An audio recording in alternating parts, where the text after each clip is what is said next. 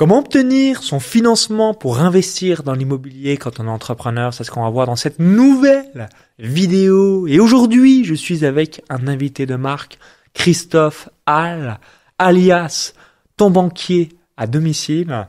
Donc juste avant qu'on évoque tout ça en détail dans cette vidéo, je vais te laisser te présenter et aussi on va partager comment on s'est rencontrés puisque tu m'avais contacté sur Instagram il y a déjà quelques années. Je suis intervenu à ton séminaire R360 fin novembre, donc je crois que même c'est le 25-26 novembre 2023. Et on échange de temps en temps directement sur WhatsApp. Et là, je me suis dit, méga bonne nouvelle, tu es sur Paris, j'y suis également. On va faire ce podcast puisque j'ai souvent des entrepreneurs qui me demandent comment moi je peux investir dans l'IMO. Puisque quand on est entrepreneur, on ne coche pas les cases. Donc je vais te laisser rapidement te présenter pour qu'on en sache davantage sur ton background et ce que tu fais exactement aujourd'hui. Puis ensuite, on ira tout de suite dans le vif du sujet. Donc, salut Christophe. Salut Maxence, merci pour l'accueil, merci pour l'invitation.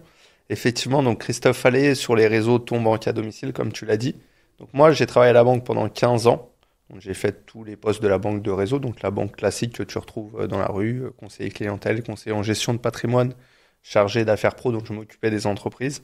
Et puis l'équivalent de sous-directeur. Et je suis multi-investisseur dans l'immobilier. Je suis aussi multi-entrepreneur parce que j'ai 3 sociétés aujourd'hui, donc principalement autour de l'immobilier, comme tu disais, c'est vraiment ma spécialité. J'accompagne les gens sur la partie entrepreneuriale et investissement, donc pour les aider aujourd'hui à investir dans l'immobilier, surtout sur la partie financement, qui est le nerf de la guerre en France, parce que sans financement, il n'y a pas d'investissement, donc c'est difficile, c'est vrai, d'investir. Et au travers du courtage, au travers des travaux de rénovation. Donc voilà, tout ce qui touche à l'investissement immobilier. Et qu'est-ce qui t'a amené dans cette thématique? C'est lié à ton enfance, à ton adolescence? Pourquoi banquier plutôt qu'un autre métier? Non, pas du tout. En fait, si tu veux, dans ma famille, il n'y a pas d'entrepreneur. Moi, à la base, du côté de ma maman, c'est des gens du voyage. Donc, on est plus des forains. Okay. Rien à voir avec... Donc les manèges. Ouais, voilà, les manèges. Rien à voir avec l'investissement immo, rien à voir avec tout ça. Et en plus, mes parents se sont sédentarisés donc en appartement et avaient une vie de salarié classique.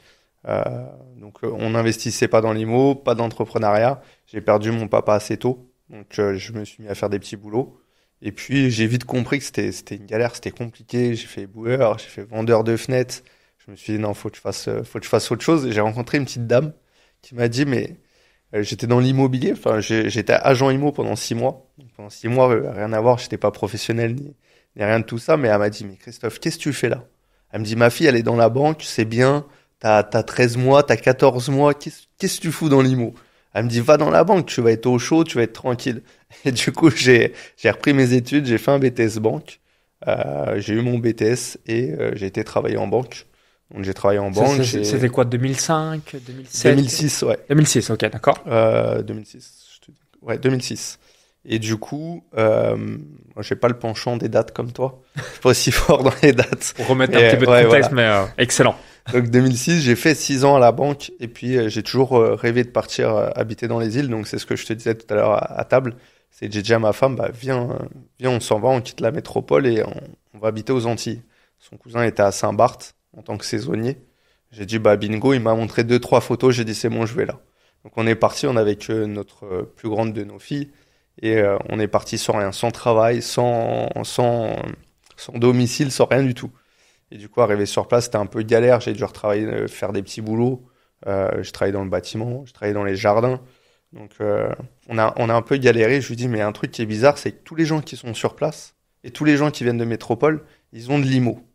J'ai dit attends, on va arrêter, l'expérience était top, franchement, on a kiffé 2 ans de rêve, soleil, on a connu plein de monde, on a sympathisé, enfin vraiment top. Mais je lui dis attends, on va repartir en métropole et en métropole on va se bâtir notre empire. Elle me dit mais quel empire? On n'a rien du tout. Je lui dis on va faire notre empire à nous, tu vois, à notre échelle. Mais du coup on a commencé à investir dans l'IMO, première maison.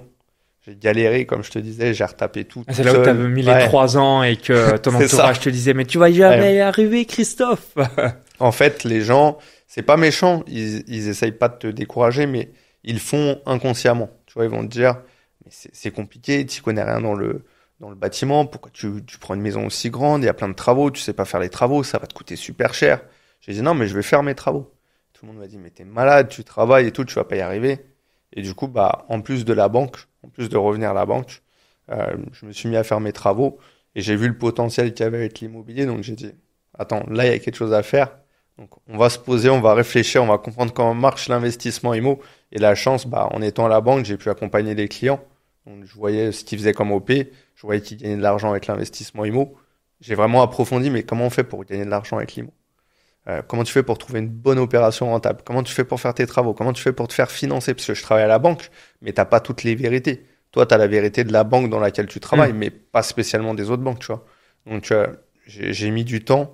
Le week-end, le soir, pareil, j'allais avec les investisseurs. Montre-moi ton bien. Montre-moi ce que tu fais. Quelle exploitation tu veux en sortir? Comment tu fais pour investir? Et voilà, jusqu'à temps que je comprenne. Et une fois que j'ai compris, bah, je l'ai fait à mon échelle aussi. J'ai commencé à multiplier les acquisitions et puis voilà, de là, tout a commencé. Et là, les 3 ans pour réaliser la maison que tu as faite, c'était quoi, 2017, 2018? C'était 2015 jusqu'à 2018. 2015 jusqu'à 2018, ok. Et Et après, tu as voulu refaire d'autres opérations également en faisant toi-même les travaux ou là, tu as délégué? Bah, ce qui est difficile au début quand tu commences, tu essayes de faire des économies tout le temps. Donc, tu dis, ouais, parce que tu n'as que ton salaire. ouais. Donc tu te dis, bah, si mon salaire, je dis n'importe quoi, il est 3 000 euros par mois, forcément, ta capacité de manœuvre est très restreinte. Bah, et c'est pas ça, c'est que je faisais tout un petit peu. J'ai rien appris, donc j'ai appris sur le tas. J'ai appris en faisant tout seul. Donc en 2015, j'ai fait ma première maison. J'ai fait mes travaux jusqu'à 2018. On vivait dedans en même temps. Donc, c'était ma résidence principale. C'est une maison que j'avais divisée en deux. Donc j'ai gagné pas mal d'argent grâce à la revente le jour où on a déménagé. Et c'est que là, j'ai compris, j'ai commencé à enchaîner les biens. Sauf que j'avais toujours en tête de faire mes travaux, de les payer avec mes deniers personnels. Donc, je faisais pas de crédit. Donc, t'avances super doucement. Alors que t'étais à la banque à cette époque-là. Ouais, le truc qu'il faut comprendre, c'est quand t'es salarié, enfin, même à la banque, tu vois, quand t'es conseiller, t'as pas la vision, tu vois ce que les gens font. Ouais, t'as la vision Du macro, mais pas micro. C'est-à-dire la vue générale, ok, bah, les gens empruntent de l'argent pour développer leur projet, mais t'as pas micro de se dire, ok, bah, ils délèguent à un artisan, un décorateur d'intérieur, un architecte ou que sais-je, et ils le font pas eux-mêmes, sinon ils pourraient pas, pour les gens qui sont très très riches, réaliser des millions, des dizaines de millions ou plus de plus-value. C'est exactement ça, c'est que bah, j'avais pas cette vision-là, mais après je regrette pas non plus, j'ai perdu beaucoup de temps du coup avec mes travaux sur mes premiers investissements. Mais par contre, j'ai gagné aussi de l'argent parce qu'après j'ai vu que les entrepreneurs, c'était compliqué d'avoir un entrepreneur qui était vraiment sérieux, d'avoir quelqu'un qui te répondait au téléphone. Les prix, des fois, je trouvais que c'était un truc de fou. Enfin, je comprenais pas, ça passait du simple au double, au triple. Donc, je me suis dit, attends, il y a peut-être quelque chose à faire. Dans le milieu des artisans, tu dis, attends, lui, il me propose 1 000 euros, lui 3 000, lui 5 000. Bah, pourquoi il y a du x5? C'est clair. Alors que c'est censé être le même Puis des trucs résultat. de fou. Des mecs qui venaient pour me faire un ravalement, le gars il regarde la maison, il me dit 8 000. Comment ça, 8 000? T'as même pas fait le tour de la maison. T'as pas pris de métrage, tu peux pas me dire 8 000, tu vois. Il vient saper comme un Milor, costard, dernière BM et tout. On est en pleine journée. Je me dis, mais attends, tu viens, tu me fais un devis au doigt mouillé, tu me dis 8 000, tu me dis pas ce que tu vas faire, tu prends pas les métrés, tu fais pas le tour de la maison, tu sais même pas derrière si c'est la même façade. Enfin, tu vois, un truc de fou. Donc, je me suis dit, attends, il y a peut-être un truc à faire. Donc, du coup, sur cette partie-là, je me suis aussi associé avec un client que j'avais à la banque. Et du coup, on a pas mal développé. Et voilà, c'est intéressant, quoi. Ça m'a permis d'avoir des connaissances que j'avais pas avant. Ok. Donc, première question qui est en relation avec le titre de la vidéo. Quels sont les critères qu'une banque prend en compte pour obtenir le financement? Et ensuite, on peut faire peut-être un cas d'école et puis après, vous allez adapter. Admettons un entrepreneur qui a plus de 5 ans d'historique. On va faire très simple, donc qui réalise 100 000 euros. On peut peut-être faire 2 exemples. Donc, exemple, 100 000 euros de profit à l'année. Et deuxième exemple, 1 million. Comme ça, pour les calculs, c'est assez simple. Combien on peut emprunter et quelles sont un petit peu les cases à cocher pour que la banque dise « Let's go, on te suit, on finance » et quel delta on peut aussi emprunter. Est-ce qu'on peut faire un x2, un x3, un x5, un x10 à partir du moment où on a un cash flow positif? Je te laisse tout nous partager. Ouais. Alors, la question veut tout et rien dire. Si tu as 100 000 euros de bénéfices, on va dire pour pas parler en bénéfice, mais plus en salaire, en revenu, plutôt qu'en bénéfice. La banque, quand tu as une société, elle va regarder plusieurs choses. Elle va regarder ton chiffre d'affaires, l'évolution de ton chiffre d'affaires. Mais ça, c'est que un des critères qu'elle va regarder. Elle va regarder surtout tes fonds propres, donc les fonds que tu détiens, c'est-à-dire le capital social que tu vas mettre. Quand tu crées ta société, tu as un capital social. Donc, elle va regarder ça. Et le résultat de l'année précédente qui vient augmenter ton fonds propre si tu es bénéficiaire. Donc, si tu as 100 000 euros, comme tu disais. Ça, c'est ce que va regarder la banque. Elle va regarder aussi ton excédent brut d'exploitation, donc ton résultat une fois que tu as sorti toutes les charges. Tout ça, c'est des éléments que la banque va appréhender. Mais pour faire simple, pour les gens qui regardent, si tu gagnes 100 000 euros, la banque te prête à peu près 35%. C'est-à-dire que tu as le droit à 35% d'endettement. On va faire charge divisé par revenu. Si tu as 1 000 euros de charge, 3 000 euros de salaire, tu as ton taux d'endettement, donc 30%, c'est bon. Si tu es au-delà de ces 35%, tu as encore plein de solutions pour pouvoir investir et heureusement, et c'est ce que va regarder la banque, elle va regarder un ensemble de choses, notamment quand tu es investisseur, quand tu es entrepreneur, comme tu disais, quand tu as une société. En France, tu peux investir aussi en société. Et là, la banque n'a pas du tout la même visibilité et la même vision des choses. C'est-à-dire que ce qu'elle va se dire, la banque, c'est « Ok, quelle est la rentabilité de ton projet? Est-ce que tu veux investir dans l'immobilier? C'est bien. C'est quoi ton projet? Tu as 1 000 euros de crédit. Combien tu as de loyer par mois? Plus ton projet est rentable, plus la banque peut te prêter. Plus l'homme clé ou la femme clé du projet, par exemple, si tu es chef d'entreprise d'une boîte de rénovation, bah, c'est des éléments clés pour la banque parce que tu es déjà dans l'immobilier. Tu es architecte, bah, c'est un point clé aussi. Tu es un homme fort du projet. Un homme, une femme forte du projet, puisque tu as déjà une relation avec l'immobilier, tu as déjà une expérience. Donc tout ça, c'est un plus. C'est ce que va regarder la banque. Elle va regarder vraiment quels sont les acteurs du projet. Si tu as une spécialité liée à l'immobilier, bah, c'est un gros plus. Si tu as déjà fait de l'immobilier, c'est un gros plus. Tu as une expérience. Tu peux mettre en avant cette expérience, cette historique. Et ça va te permettre d'emprunter. Et après, la dernière chose que va regarder la banque, c'est la caution. Les personnes physiques qui sont derrière le projet. Donc toi, tu as investi en société, mais qui est derrière? Quelles sont les personnes qui sont derrière? Par exemple, Maxence, tu as la tête d'une entreprise, tu veux investir dans l'immobilier. Une entreprise qui va faire de l'immobilier. Ok, c'est quoi ta caution en tant que personne physique? Combien tu as d'épargne? Combien tu gagnes? Quelles sont tes charges? Tout ça, c'est ce que va analyser la banque. Est-ce que ta caution, elle a du poids? Bien sûr que toi, aujourd'hui, Maxence, par exemple, si tu as des fonds, tu n'as pas la même caution qu'une personne qui est chômeur, qui ne travaille pas, qui n'a pas d'épargne et qui est locataire. Sa caution, elle vaut pas grand-chose aux yeux de la banque, j'entends, parce que bah il n'a pas de bien, il n'a pas d'épargne, il n'a pas tout ça, donc la caution, il peut pas se mettre en caution. Et tu vois, ça vaudrait rien. Si jamais demain la société a cool, si jamais le bien immo il est plus rentable, bah il fait comment pour payer? Il peut pas payer. Ouais. Donc tu vois, c'est une approche vraiment globale. Et après, si tu as 1 million de bénéfices, bah peut-être que tu as des effets de levier qui vont être différents. Peut-être que cette épargne-là que tu as sur ton compte société, tu peux l'anéantir, tu peux la bloquer pour la mettre en face, rassurer la banque si toi, à titre personnel, tu as moins de fonds, bah, ça peut être un élément de réponse. Donc, tu as vraiment plein de possibilités pour emprunter quand tu es entrepreneur. C'est juste comprendre quel est ton projet, ce que tu veux faire et quelles sont toutes les possibilités que tu as. Ok. Et concernant les emprunts, est-ce que de manière générale, on arrive à faire un x2, x3? Parce que là, tu as parlé de 35%, mais si je reprends l'exemple des 100 000, c'est-à-dire que je pourrais emprunter que 35 000. Alors, comment tu pourrais un peu mettre le ratio pour que, ok, si admettons quelqu'un à 50 000 euros, bah, il se dit je peux peut-être emprunter 200 000. Donc du coup, c'est un petit peu comme s'il avait les 50 000 euros en apport et ensuite le reste est financé sur 15, 20 ou 25 ans par la banque pour pouvoir faire le projet final. En fait, ça va encore plus loin que ça. Tu n'as pas de x2, x3. Le financement, comme on le disait avant sur le précédent podcast où je t'ai interviewé, c'est que le financement, en fait, en France, c'est le gros point fort comparé aux autres pays. C'est-à-dire que tu peux partir de zéro et te bâtir un véritable empire. Il n'y a pas de notion de blocage. On parle des 35%, c'est la règle de base.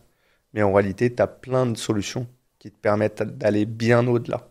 Le fait de créer une société, et aujourd'hui tu accompagnes les entrepreneurs, en France c'est un gros effet de levier par rapport à ça, c'est que quand tu t'associes soit à travers une SCI, soit à travers une société. Tu ne fais plus partie des recommandations du HCSF, qui est le Haut Conseil de stabilité financière, qui donne les règles pour les banques. Ouais. Donc, tu vas sortir de ces préconisations et du coup, ça veut dire que la banque elle peut faire ce qu'elle veut. Donc, à partir du moment où tu investis dans des biens rentables, à partir du moment où tu as de l'expérience, donc l'expérience s'acquiert au fur et à mesure des opérations, ou si toi, aujourd'hui, Maxence, tu as fait très peu d'immobilier, on peut s'associer ensemble. Moi, j'ai plus d'expérience. Peut-être que ta caution est meilleure, ta solvabilité, quand on regarde tes revenus, etc. Et du coup, à nous deux, on a une société qui vaut beaucoup d'argent. Parce qu'on va pouvoir investir. Toi, tu as la puissance économique et moi, j'ai la connaissance. Donc, au travers de l'association, tu peux aller très, très, très, très, très loin dans l'investissement IMO. Et en réalité, par exemple, si toi, demain, tu es un peu moins banquier, si tu as un peu moins d'argent, en s'associant avec une personne qui est plus finançable, qui a un historique, tu vas pouvoir investir. Ça veut dire que autant d'associés que tu vas avoir, autant d'investissements tu vas pouvoir faire. Est-ce que tu vois ce que je veux dire? Ouais, Il n'y a pas de blocage en réalité. L'immobilier, c'est infini. C'est-à-dire qu'en France, tu as des gens qui ont 300, 400, 500 biens. Ils ne sont pas limités par leurs fonds propres. Ils ne sont pas limités par un taux d'endettement. À partir où tu comprends comment ça fonctionne et tu le fais de façon professionnelle. En réalité, c'est comme tout. Si tu te professionnalises, que tu fais bien les choses, que tu as un dossier qui est bien monté, que tu sais comment le présenter, tu vas avoir du financement en illimité. Et même si tu es entrepreneur, tu vois, aujourd'hui, il y a beaucoup de gens qui se disent « Ah, je suis entrepreneur, j'ai pas 3 bilans, ça fait pas 3 années que j'exerce, la banque va jamais me prêter. » Moi-même, quand j'avais 1 an, 2 ans, 3 ans, la banque m'a toujours prêté. La banque prête parce que tu es un professionnel, parce que tu as quelque chose à mettre en avant. Moi, mon expérience à la banque, c'est ce que j'ai valorisé. Mais demain, si tu es entrepreneur, tu peux valoriser ça. Si tu es architecte, tu peux valoriser ça. Mais même si tu es boucher, tu as des points forts à mettre en avant auprès de la banque. Il faut comprendre comment ça se passe un dossier bancaire. Une fois que tu as compris, il faut mettre les éléments importants en avant pour que la banque t'assimile à un professionnel et que tu puisses emprunter. Donc, on a tous des qualités, on a tous des points forts. Il faut les mettre en avant. Et concernant, pour rebondir par rapport à ce que tu viens de dire, quel est le taux idéal? Est-ce que quand on est entrepreneur, j'imagine que l'idéal, ce serait d'emprunter le taux le plus bas. Ouais. Est-ce qu'il y a quelques bonnes pratiques et peut-être que le curseur du taux diminue, augmente en fonction de si on emprunte 300 000, 500 000, 1 million, 2 millions, 5 millions, etc. Est-ce que tu as un petit retour par rapport à cela? Ouais. Le taux, on s'en fout. Ok. Alors ouais, qu'est-ce que tu regardes? Ça, c'est intéressant du coup pour justement vous mettiez dans la peau. Quels critères on doit regarder en tant qu'investisseur et entrepreneur pour prendre la décision et de passer à l'action? Ouais, c'est une bonne question. En réalité, beaucoup de gens sont focalisés sur le taux. Le taux, tu vois, on est en France, tu vas payer des intérêts à la banque, mais tu peux les déduire des loyers que tu encaisses. Donc, en réalité, c'est juste choisir avec qui tu veux bosser. Est-ce que tu veux bosser avec la banque ou les impôts? Moi, personnellement, plus avec la banque. Je pense que beaucoup de personnes sont certainement dans ce cas-là, s'ils sont au courant de ce que tu viens de dire. C'est que la banque, ça va être ton partenaire. C'est eux qui vont t'accompagner. Comme on l'a dit, tu n'es pas obligé d'avoir des fonds pour investir en France. Donc, ton partenaire, c'est la banque, elle fait partie de ton équipe. Plus elle va te prêter, plus tu vas pouvoir rembourser du capital, donc du crédit à la banque. Plus ton bien va être payé, plus tu vas t'enrichir. Donc l'idée, c'est de comprendre vraiment quel est l'intérêt pour ton partenaire. Tu vois, on l'a dit tout à l'heure, des fois, il faut donner, par exemple, toi, tu donnes beaucoup auprès des gens qui t'entourent. C'est pareil, quand tu fais de l'immobilier, il faut donner pour recevoir. Donc plus tu vas donner à ton partenaire, c'est-à-dire que tu vas faire des produits, des services, donc tu vas jouer le jeu au niveau de l'épargne, tu vas jouer le jeu au niveau des assurances. Aujourd'hui, les banques proposent des assurances. Tu vas jouer le jeu au niveau de la téléphonie. Tu vas jouer le jeu au niveau des systèmes d'alarme. Enfin, tout ça, c'est des produits que la banque propose. Ton banquier, c'est un commercial. Donc, plus tu vas lui donner, plus tu vas faire du chiffre avec lui, plus il aura envie de t'accompagner sur la partie financement. Donc, tu peux regarder le taux, mais c'est pas le plus important. Parce qu'en réalité, tu le déduis de tes loyers. Donc, le taux, pour avoir un taux bas, plus tu empruntes sur des durées courtes, plus tu as un taux bas. Plus tu empruntes sur des durées longues, donc sur 20 ans, sur 25 ans, plus ton taux est élevé. Ah d'accord, j'aurais cru instinctivement, j'aurais pensé l'inverse. Donc plus on emprunte 10-15 ans, plus c'est bas. Ouais. Et à l'inverse, si on emprunte sur 20-25 ans, le taux est plus important. C'est exactement ça. Tu vois, instinctivement, j'aurais cru l'inverse, mais excellent. Ouais, donc le taux est plus haut. Après, euh, tu vas pouvoir négocier ton taux, mais comme je te dis, quand tu es investisseur, tu as une vision long terme, comme quand tu es entrepreneur. Donc du coup, c'est pas forcément ce qu'il y a à négocier. Va plus falloir négocier le différé de crédit, c'est le fait de payer qu'une partie de ta mensualité de crédit. Et là, tu vas pouvoir mettre beaucoup plus d'argent dans ta poche parce que tu ne payes pas la totalité de ton crédit. Tu payes qu'une partie. Du coup, tout le loyer qui rentre, bah, t'en mets plus dans ta poche. Et ça, c'est plus intéressant parce que tu vas construire de la trésorerie, de l'épargne, que tu vas pouvoir réinvestir dans d'autres biens. Et du coup, tu vas pouvoir accumuler. Et plus tu Le accumules, maximum, c'est quoi? 36 mois pour le différé de remboursement? alors tu peux Ou il y avoir a jusqu'à du 7 ans. 7 ans? Ouais, 7 ans de différé. Et même, Là, c'est sensationnel pour le cash flow et la trésorerie. c'est plus que sensationnel. Donc ça, c'est 7 ans avec un différé classique et une banque classique. Et tu peux avoir 15 ans sur un prêt in fine.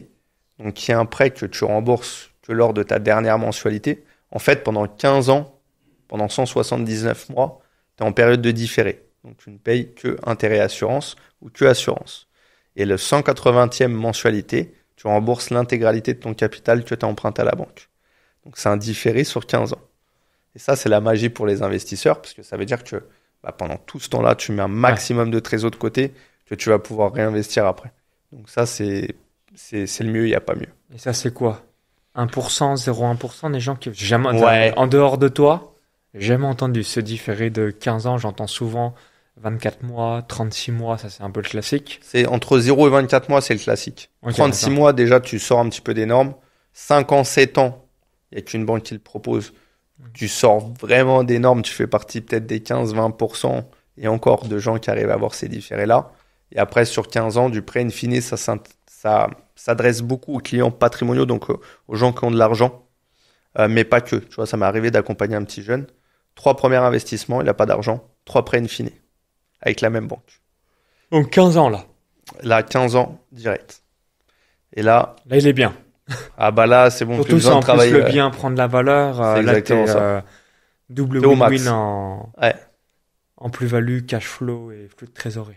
Donc c'est pour ça que tu as tout intérêt, le partenaire de ton banquier et la personne avec qui il a envie d'avancer, parce que tu vas avoir des conditions qui vont être extraordinaires. Donc pour donner un retour d'expérience, ça va être intéressant d'avoir votre feedback. Est-ce qu'on doit être statut VIP ou le nom du statut de la banque? Donc, je vais vous donner mon exemple personnel. Donc en Estonie, il y a 4 banques. Donc LHV, Swedbank, Luminor et SEB. Et LHV a un statut qui s'appelle le statut VIP. Donc pour avoir ce statut, on doit investir 100 000 euros dans un de leurs investissements. Donc je me suis dit, voilà, c'est très simple. Si on a un investissement, on va dire, à 3%, et que vous êtes en mesure de faire du 8%, bah vous perdez 5%. Plus il y a un frais de 0,1% sur les bénéfices chaque mois, ou sur le capital, je ne sais plus exactement, plus la carte doit être payée chaque mois à hauteur de 100 euros. Maintenant, moi je l'ai fait. Pourquoi? Parce que ça me permet de faire ce que je veux avec mes crypto-monnaies. J'ai investi dans une villa au Costa Rica, 1 253 000 dollars le 26 janvier 2024. J'ai investi aussi pour un achat-revente à Dubaï avec d'autres investisseurs français.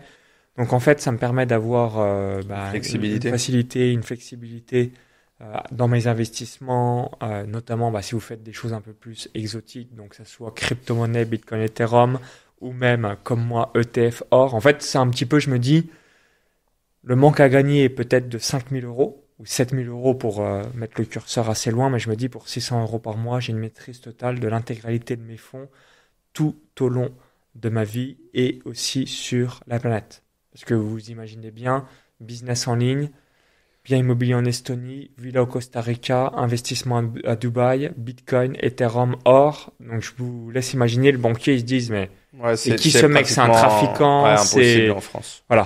Donc du Pratiquement coup, impossible.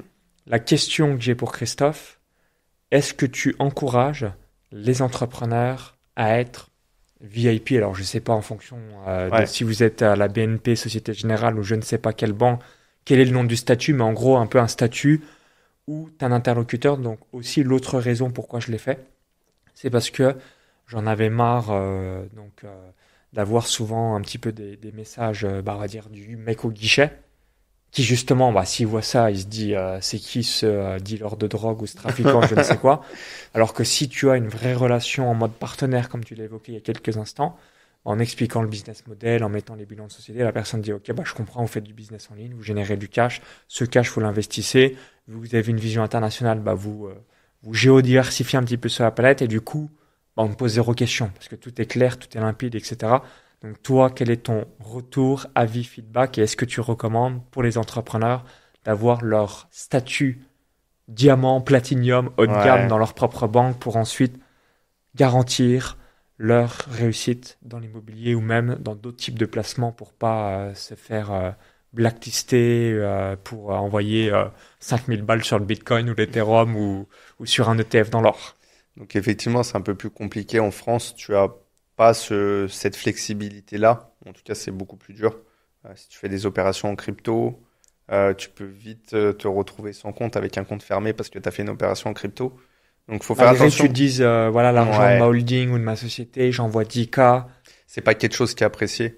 Okay. Faire attention, je pense qu'il faut être transparent avec son banquier, lui dire, voilà, je vais faire des opérations, comment vous appréhendez cette opération-là sur de la crypto-monnaie, comment on peut faire. Sinon, plus passer peut-être par des banques en ligne, ça sera peut-être plus simple, ça facilitera les échanges. Pour ces opérations-là, j'entends. Quand tu dis banque en ligne, ça serait Boursorama, par exemple. Boursorama Bank. Ouais, tout à fait. Ça sera des banques qui accepteraient, mais pas les banques classiques ou dinosaures qui sont exclusivement connues pour les crédits immobiliers. C'est ça peut être plus compliqué. Pareil pour les opérations Costa Rica et tout. Faire un virement, ça serait pas évident. Je pense que tu as le droit de disposer de tes sous, mais il y a des contraintes réglementaires en France. Donc, c'est des choses qui peuvent être difficiles. Par contre, je te rejoins complètement. Il faut être le partenaire privilégié de sa banque. Et du coup, il n'y a pas cette notion de platinum, gold, etc. Mais il faut faire partie des très bons clients et de jouer le jeu à fond avec ton banquier pour que tu puisses bénéficier de la souplesse que tu as pu bénéficier, mais pas que, surtout pour que le banquier t'accompagne. On parle d'argent. L'argent amène de l'argent.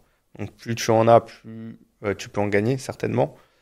Donc, il faut vraiment que tu fasses les choses correctement. Plus tu vas faire les choses correctement, plus tu vas te professionnaliser, plus tu vas jouer le jeu avec ton partenaire. Donc, comme je te disais, c'est un commercial, le banquier. Donc, il a des produits au début de l'année. On lui dit, tiens, tu dois vendre tant d'assurance, tant d'épargne, tant de crédit. Il faut qu'il fasse ses chiffres. Donc, plus tu vas jouer le jeu avec lui, au lieu d'aller voir l'assureur classique, tu vas aller voir la banque. Au lieu d'aller voir SFR, tu vas aller voir ta banque pour prendre le téléphone. Plus tu vas être, entre guillemets, dans les bons papiers. En tout cas, tu vas être un bon client. Tu vas être un client qui joue le jeu et avec qui il a une vision sur la durée. Il va pas se dire, tiens, c'est restrictif. Lui, il vient me voir que pour le crédit. Pour le crédit de sa société ou pour le crédit pour faire de l'IMO. Parce qu'il n'y a rien de pire. Aujourd'hui, tu es un entrepreneur, tu as besoin de liquidité, tu as besoin de trésorerie. Donc toi, tu en fais en tant qu'entrepreneur. Mais des fois, tu peux avoir besoin de fonds aussi. Et tu peux avoir besoin d'un crédit pour tous les gens qui sont sur des business physiques. S'ils veulent acheter un fonds de commerce, ils veulent se lancer. Tu as besoin d'avoir recours à la banque, d'avoir recours à un prêt bancaire. Donc pour te lancer, il faut que tu aies quelqu'un qui te fasse confiance. Si la personne en face, ça te fait pas confiance, tu vas pas pouvoir avoir ton business peut-être, ou ça va te bloquer pour certaines opérations. Donc c'est important de faire les choses bien et de montrer que tu sais ce que tu fais et que tu le fais correctement. Donc pour rebondir sur ce que tu viens d'évoquer, donc là tu nous as partagé. Donc si vous souhaitez maximiser votre capacité d'emprunt ou encore avoir votre dossier qui soit ouvert pour le financement, donc il y aurait donc numéro 1, mettre ses téléphones portables. Alors, quelles sont un petit peu les choses qui pour vous c'est insignifiant? On se dit en fait au lieu que je sois chez Bouygues Telecom ou chez AXA ou je ne sais quoi, quel est le top 3 ou le big 5 des choses qui ne changent rien pour nous, mais en fait pour le banquier, lui il a vendu ses produits, donc du coup il a ses coms, il atteint ses objectifs et du coup il vous donne le crédit ou davantage de facilité pour avoir vos différents emprunts.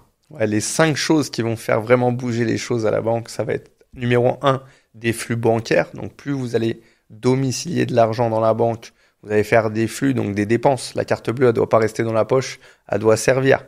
Pas servir au-delà de ce que vous avez, mais elle doit servir pour faire des dépenses, tout ce qui est restaurant, tout ce qui est courses, tout ce qui est essence, etc. Tu le fais avec ta carte bleue, ça fait des mouvements. Les mouvements, ça génère du flux à la banque, ça rapporte de l'argent à la banque. Numéro 2, l'épargne. Mettre de l'argent de côté. Donc tout ce qui est épargne bancaire, livret A, LDD, épargne financière, PEA, compte titre, assurance vie. Tout ça, c'est des choses que vous devez mettre en place. Ça va montrer que vous avez une bonne gestion de compte, que vous êtes un bon père de famille, bonne mère de famille, que vous mettez de l'argent de côté tous les mois parce que vous allez faire des ordres de virement. Vous n'êtes pas obligé de mettre 5 000, 10 000 euros. Vous mettez 100 euros, même 50 euros. 50 euros tous les mois sur un livret. Ça permet de montrer que vous avez une bonne gestion de compte. Numéro 3, je dirais tout ce qui est produits comme les assurances, assurance habitation, assurance auto, prévoyance, assurance accident de la vie, mutuelle, donc assurance santé. Tout ça, vous le faites avec votre banque, vous le faites plus avec votre assureur. Tout ce qui est téléphonie, c'est pareil. Vous pouvez le faire aujourd'hui avec votre banque, ne le faites plus chez SFR. Tout ce qui est forfait, tout ce qui est téléphone, vous le prenez avec votre banque, c'est les mêmes prix. Partout, aujourd'hui, c'est partout pareil. Tu as une très bonne connexion, c'est la même chose. Moi, j'ai 2 téléphones, les deux forfaits sont à la banque. C'est très bien, vous n'avez pas besoin de les prendre ailleurs. Et dernière chose, jouer le jeu sur la durée, recommander à votre banquier des personnes. On parlait de recommandations tout à l'heure. Le fait de recommander du monde, ça va vraiment vous mettre dans les bons papiers de votre banquier. Pourquoi ? Parce que quand vous recommandez du monde, vous ramenez des clients à la banque. Le fait de ramener des clients, c'est-à-dire qu'elle n'a pas besoin d'être dans cette démarche-là. Et en plus, forcément que si vous recommandez quelqu'un, c'est que vous entendez bien avec la personne. Donc souvent, vous allez recommander des gens qui vous ressemblent, donc des gens qui vont avoir une bonne gestion aussi. Le banquier va être content et va, après, quand vous allez lui demander quelque chose, ça va être beaucoup plus simple dans la relation. Pareil, les avis Google, c'est con, mais aujourd'hui, toi, tu es content quand on te met une bonne note quand on prend un accompagnement chez toi. À la banque, c'est pareil. Une bonne note, l'agence a été réactif, le personnel est top, et ben voilà, ça fait un bon commentaire, une bonne note, et ça facilite aussi les échanges après. Ouais, ça prend une minute et tout de suite, C'est clair. je pense qu'en plus c'est rare, donc ça met tout de suite un bon point dans votre dossier. C'est clair. Merveilleux. Alors, est-ce que tu as d'autres tips à nous partager concernant le dossier de financement spécial entrepreneur? Parce que je sais que, évidemment, comme on n'est pas dans les cases de la société, ça peut être particulier et plus difficile pour avoir des crédits. En réalité, pas tant que ça, parce que quand tu es entrepreneur, tu ramènes beaucoup de flux à ta banque. Tu le vois avec ta société aujourd'hui.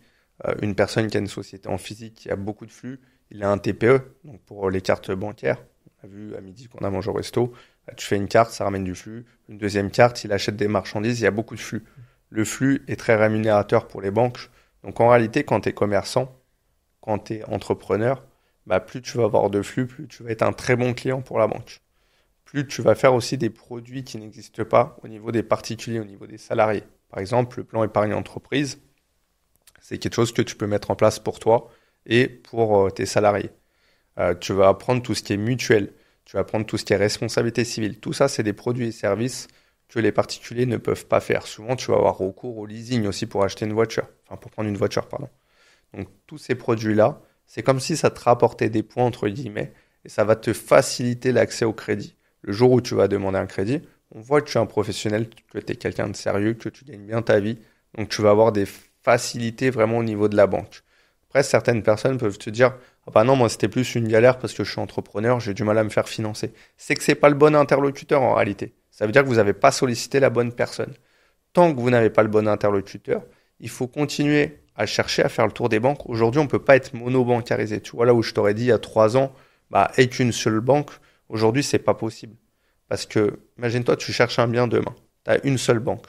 Ta banque, pour X, Y raison, par exemple la crypto-monnaie, tu as fait une opération de crypto, elle va te dire, non, je te finance pas. Tu fais quoi? Tu peux pas acheter le bien. Donc, il faut avoir 2, 3, 4 banques. Il faut jouer le jeu avec ces 2, 3, 4 banques, ce que vous pouvez avoir.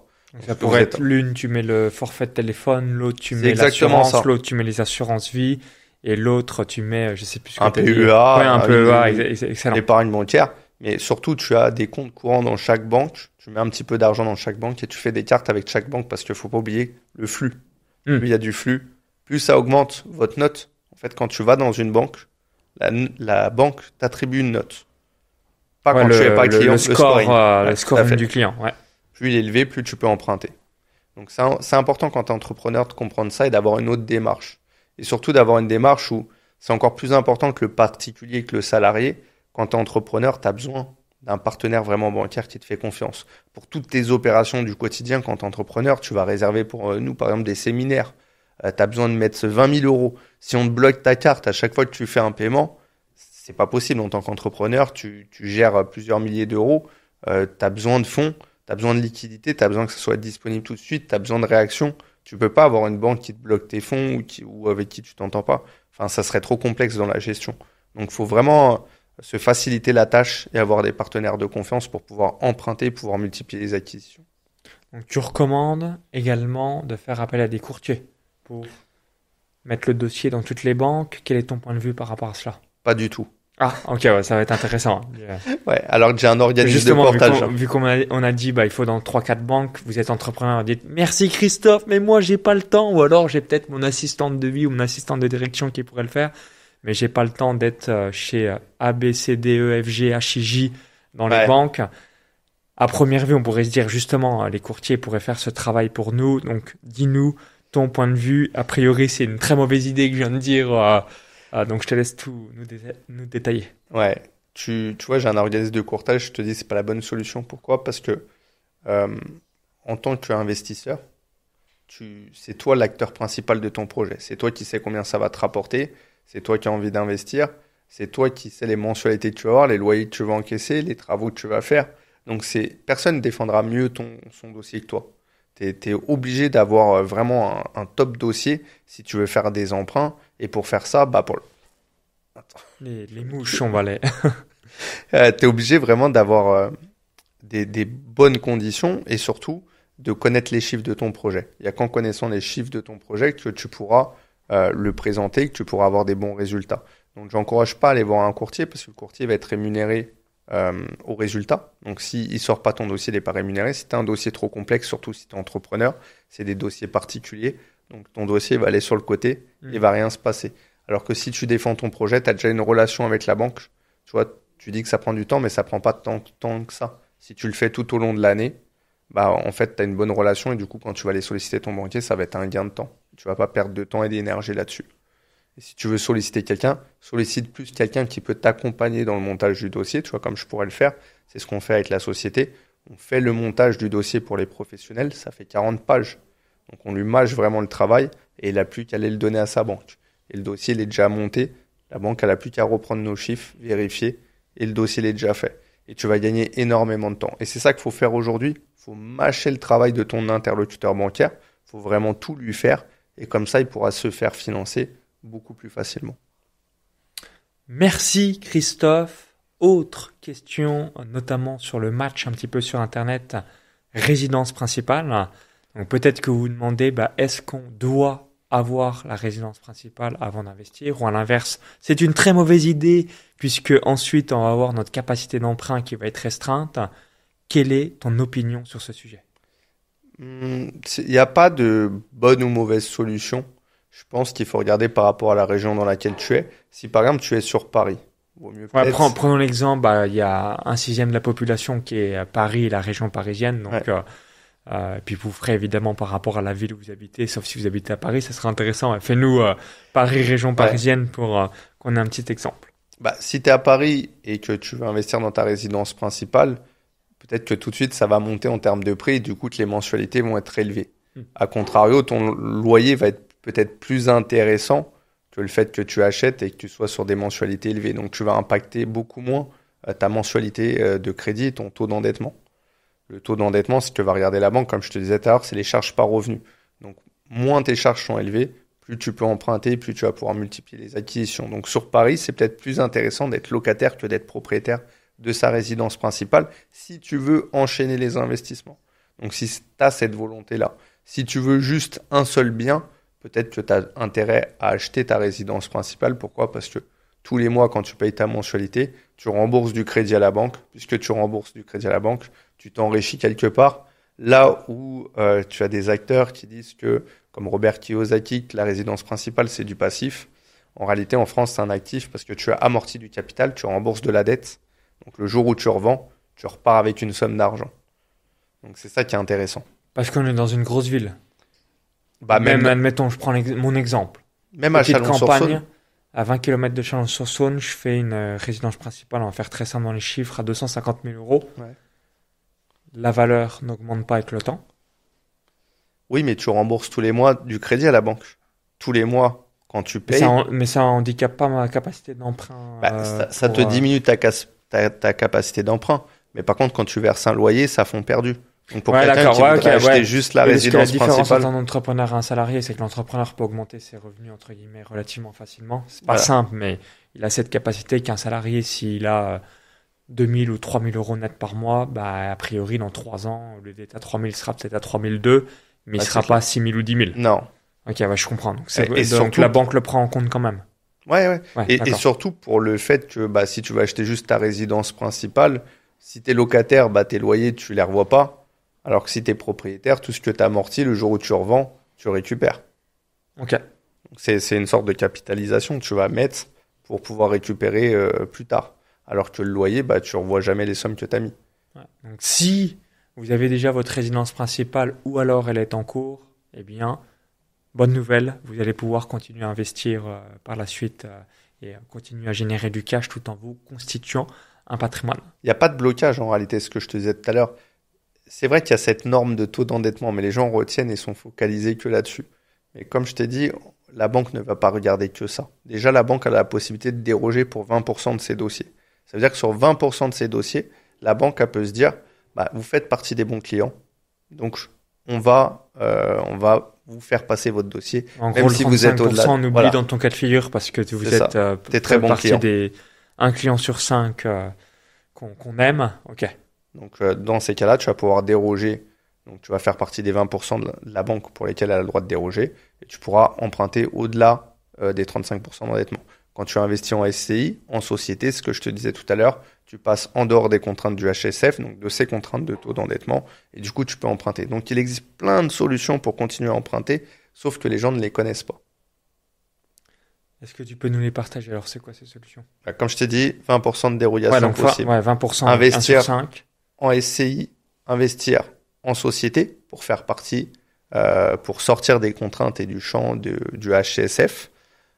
T'associer, le fait de t'associer sur une structure, ça permet de répartir les parts. Et si tu es un peu moins bankable, par exemple, on s'associe tous les deux.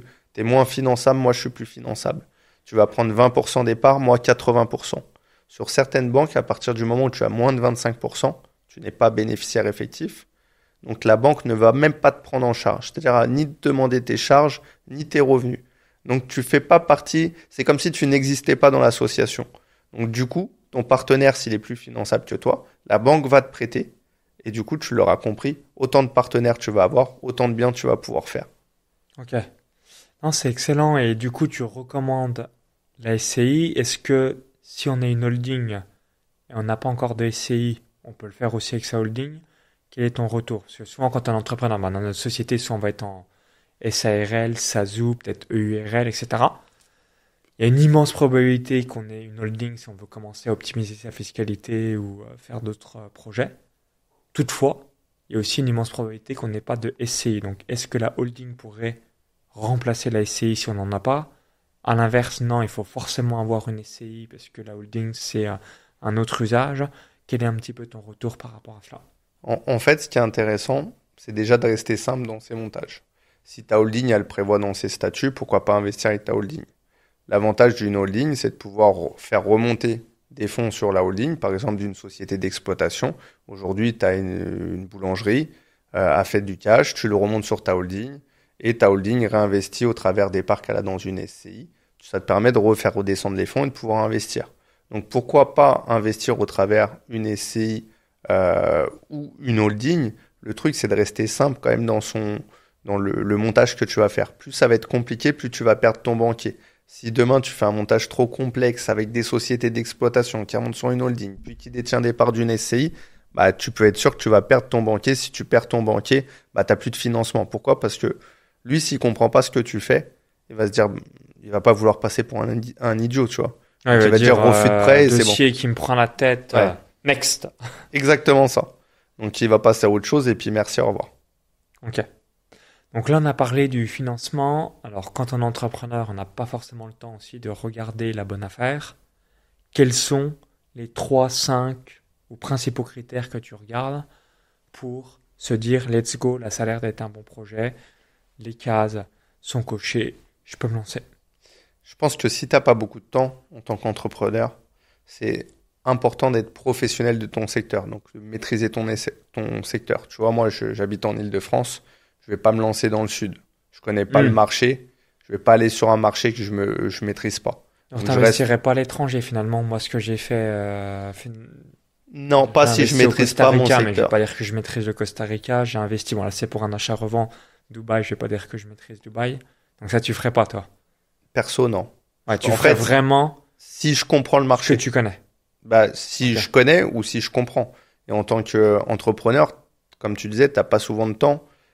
Il faut connaître là où tu investis ou en tout cas avoir des personnes qui connaissent le secteur où tu vas investir. Parce que toi, tu peux ne pas connaître. Voilà, mais si tu peux déléguer. As des personnes de confiance. Tout à fait. Qui maîtrisent le sujet, ça te rassure et là, tu le ferais. Alors, entièrement. En fait, tu vois, tu as des gens qui vont se dire, le clé en main, j'en veux pas parce que je paye un service. C'est vrai que moi, tu vois, les élèves que j'accompagne aujourd'hui... C'est l'inverse, je jure que par le clé en main. Voilà. Mais c'est normal en tant qu'entrepreneur. Si vous êtes entrepreneur et que vous avez peu le temps, il y a une immense probabilité que vous fassiez appel plutôt à du clé en main et l'inversement. Si vous êtes entrepreneur, mais aussi une grande fibre investisseur IMO, bah là, vous allez peut-être préféré faire soit des achats-revends, de la division de biens, colocation, location courte durée, etc. C'est exactement ça. En réalité, tu vas te dire, bah voilà, qu'est-ce que je recherche dans l'investissement IMO? C'est quoi mon objectif? Est-ce que c'est préparer ma retraite? Est-ce que c'est me constituer un patrimoine? Est-ce que c'est faire de l'argent tout de suite? Et auquel cas, c'est un peu de l'entrepreneuriat. Et en fonction de ça, tu vas décider de te faire accompagner ou pas sur des boîtes de clés en main. Quand on te fait du clé en main et qu'on te livre le programme, ça peut être intéressant pour un entrepreneur qui veut diversifier. Il se dit, bah voilà, moi j'ai envie de me constituer un petit patrimoine au fur et à mesure du temps. J'aimerais bien que dans 20, 25 ans, avoir 2, 3, 4 biens, 5 biens, mais j'ai pas le temps pour le faire. Donc je vais passer par une boîte de clés en main, ils vont me trouver l'opportunité, ils vont me trouver peut-être le financement si je passe par un courtier. Et puis voilà, moi j'ai pas grand chose à faire à part récolter mes loyers, surveiller que tous les loyers tombent. Et encore, je peux faire gérer aujourd'hui si j'ai aussi des personnes de confiance, un réseau de confiance. Et puis au final, voilà, c'est un autre type d'investissement. Si maintenant je veux être investisseur, j'ai envie de gagner de l'argent tous les mois grâce à l'investissement IMO, ouais, je recommande d'être professionnel de son secteur, d'aller peut-être en agence même, voir des agences, faire des démarches. Tu vois, moi ce que je me dis, toi tu dis qu'il faut appeler 2 personnes par jour. Pendant 200 jours, ça te fait 400 contacts. Moi, je fais la même chose avec les agences IMO et les banques. Je me dis, ok, je prends une demi-journée par semaine. Une demi-journée, je fais 10 agences IMO. Je fais 10 banques. Dans ton secteur? Dans mon secteur. Si quelqu'un habite, on va dire, à Saint-Étienne. Il va à Saint-Étienne. 10 voilà. Agences de Saint-Étienne. Là, tu sors, on est à Paris, on est dans le 2e arrondissement. Tu sors, bah, tu vois 10 agences bancaires ou 10 agences IMO au même endroit à peu près. Donc, tu vas voir ces 10 agences. Ça te prend une demi-journée avec un petit dossier de présentation. Bonjour, je suis Christophe, je suis investisseur. Voilà ce que j'ai déjà fait. Je gagne tant, j'ai tant d'épargne, j'ai tel âge. Je cherche tel type de bien, donc par exemple une maison de 100 mètres carrés, jusqu'à 1 million. Voilà, tu rentres pas trop dans le détail. Le but, c'est de faire un premier contact, de nouer une relation. Tu as fait 10 agences en une demi-journée. Sur les 10 agences, tu as 1 ou 2 personnes qui vont te rappeler toute l'année. Donc tu as fait 1 ou 2 contacts qui va te ramener après des biens potentiellement toute l'année. Tu fais ça 4 fois dans le mois. 4 fois dans le mois, ça fait 40 agences. Ça fait entre 4 et 8 contacts. Tu le multiplies par 10 mois parce que tu as 2 mois de vacances. Faut pas déconner non plus. Donc, tu vas faire 400 agences IMO. Tu vas avoir entre 40 et 80 contacts qui vont te rappeler toute l'année pour te proposer des biens ou, si tu le fais avec des partenaires bancaires qui vont pouvoir être susceptibles de t'accompagner. T'imagines la puissance? Donc, au début, ça demande beaucoup d'efforts, ça demande du travail. Mais après, une fois que tu as fait ces contacts-là, bah, tu les gardes à vie. Tu nourris ton réseau. Comme tu l'as dit, c'est très important sur la durée d'avoir une vision long terme. Un petit message de temps en temps, les croissants quand tu passes dans le quartier. Bonjour, je vous ai ramené les croissants ce matin et tout, un petit café. Bah, c'est cool, tu partages un moment, tu partages du temps, et puis les gens, ils t'oublient pas. Et le fait qu'ils t'oublient pas, bah, ils vont te ramener des opportunités, après, bah, tu vas pouvoir les exploiter. Ouais, c'est vraiment de voir son banquier comme un partenaire d'affaires dans le business, et souvent, on va peut-être plus le percevoir comme une autre personne. Et comme la personne qui te prend les sous. Voilà, qui te prend les sous, qui va te faire chier à te demander des papiers, alors que si on le voit comme un apporteur d'affaires pour votre propre entreprise, bah là, c'est là où vous allez faire une grosse diff. Ouais, c'est clair, mais même l'agent IMO, c'est la personne qui va te trouver les biens. Après, tu n'as plus besoin de les chercher. Tu vois, aujourd'hui, je passe 0 minute à chercher des biens. Je ne cherche jamais un bien. C'est que les agents IMO, que le réseau, le fait que tu en parles à tout le monde. Moi, je suis investisseur, je fais ci, je fais ça. Tu expliques ce que tu fais, tu montes des photos, tu emmènes les gens visiter tes biens. Et bah, ça te permet après d'avoir du potentiel et des affaires toute l'année. Ok. Autre cas de figure, donc vous êtes entrepreneur, votre business tourne bien, vous faites un bon cash flow chaque année, c'est même peut-être en croissance, et vous dites, bah, j'ai pas envie de me faire chier avec les dossiers de financement, etc. J'ai 100 000, 200 000, 300 000, 500 000, 1 million ou des millions à investir chaque année. Malgré ça, est-ce que tu recommandes ou à l'inverse, tu dis c'est dommage, quelqu'un qui fait, on va dire, 500 000 euros par an de bénéf, d'investir son propre cash dans l'immobilier pour ne pas passer par les banquiers et que finalement, c'est sa propre banque qui réalise les investissements. C'est son entreprise grâce à son savoir-faire, ses équipes qui investit dans les différents biens et il oublie l'effet de lobby bancaire. Est-ce que tu le recommanderais ou à l'inverse, tu dis ok, ouais, je comprends. Quelqu'un qui fait 1 million, des millions d'euros de bénéfices par an, il a peut-être pas envie de se faire chier à remplir des dossiers parce qu'il se dit bah en fait je fais ma propre banque. Quel est ton point de vue sur ce sujet? D'un point de vue patrimonial, c'est une très mauvaise idée. Pourquoi? Regarde, je t'explique un truc. Admettons, aujourd'hui, tu as 2 enfants, ou même juste ta femme. Tu as ta femme. Ouais. Tu achètes un bien, cash. Donc, tu payes ta maison cash 200 000 euros. Parce que tu as les fonds, tu n'as pas envie de te faire chier à passer par un banquier, tu n'as pas envie de monter un dossier bancaire et tout. Ça t'emmerde, tu n'as pas envie, tu veux le payer cash. Tu payes la maison cash. Demain, tu décèdes. Ta femme, elle hérite que de la maison, puisque tu as sorti tes sous. Elle hérite que de la maison. Tu le prends à crédit, tu as une assurance emprunteur, la maison est payée, ta femme hérite et de la maison et des 200 000 euros.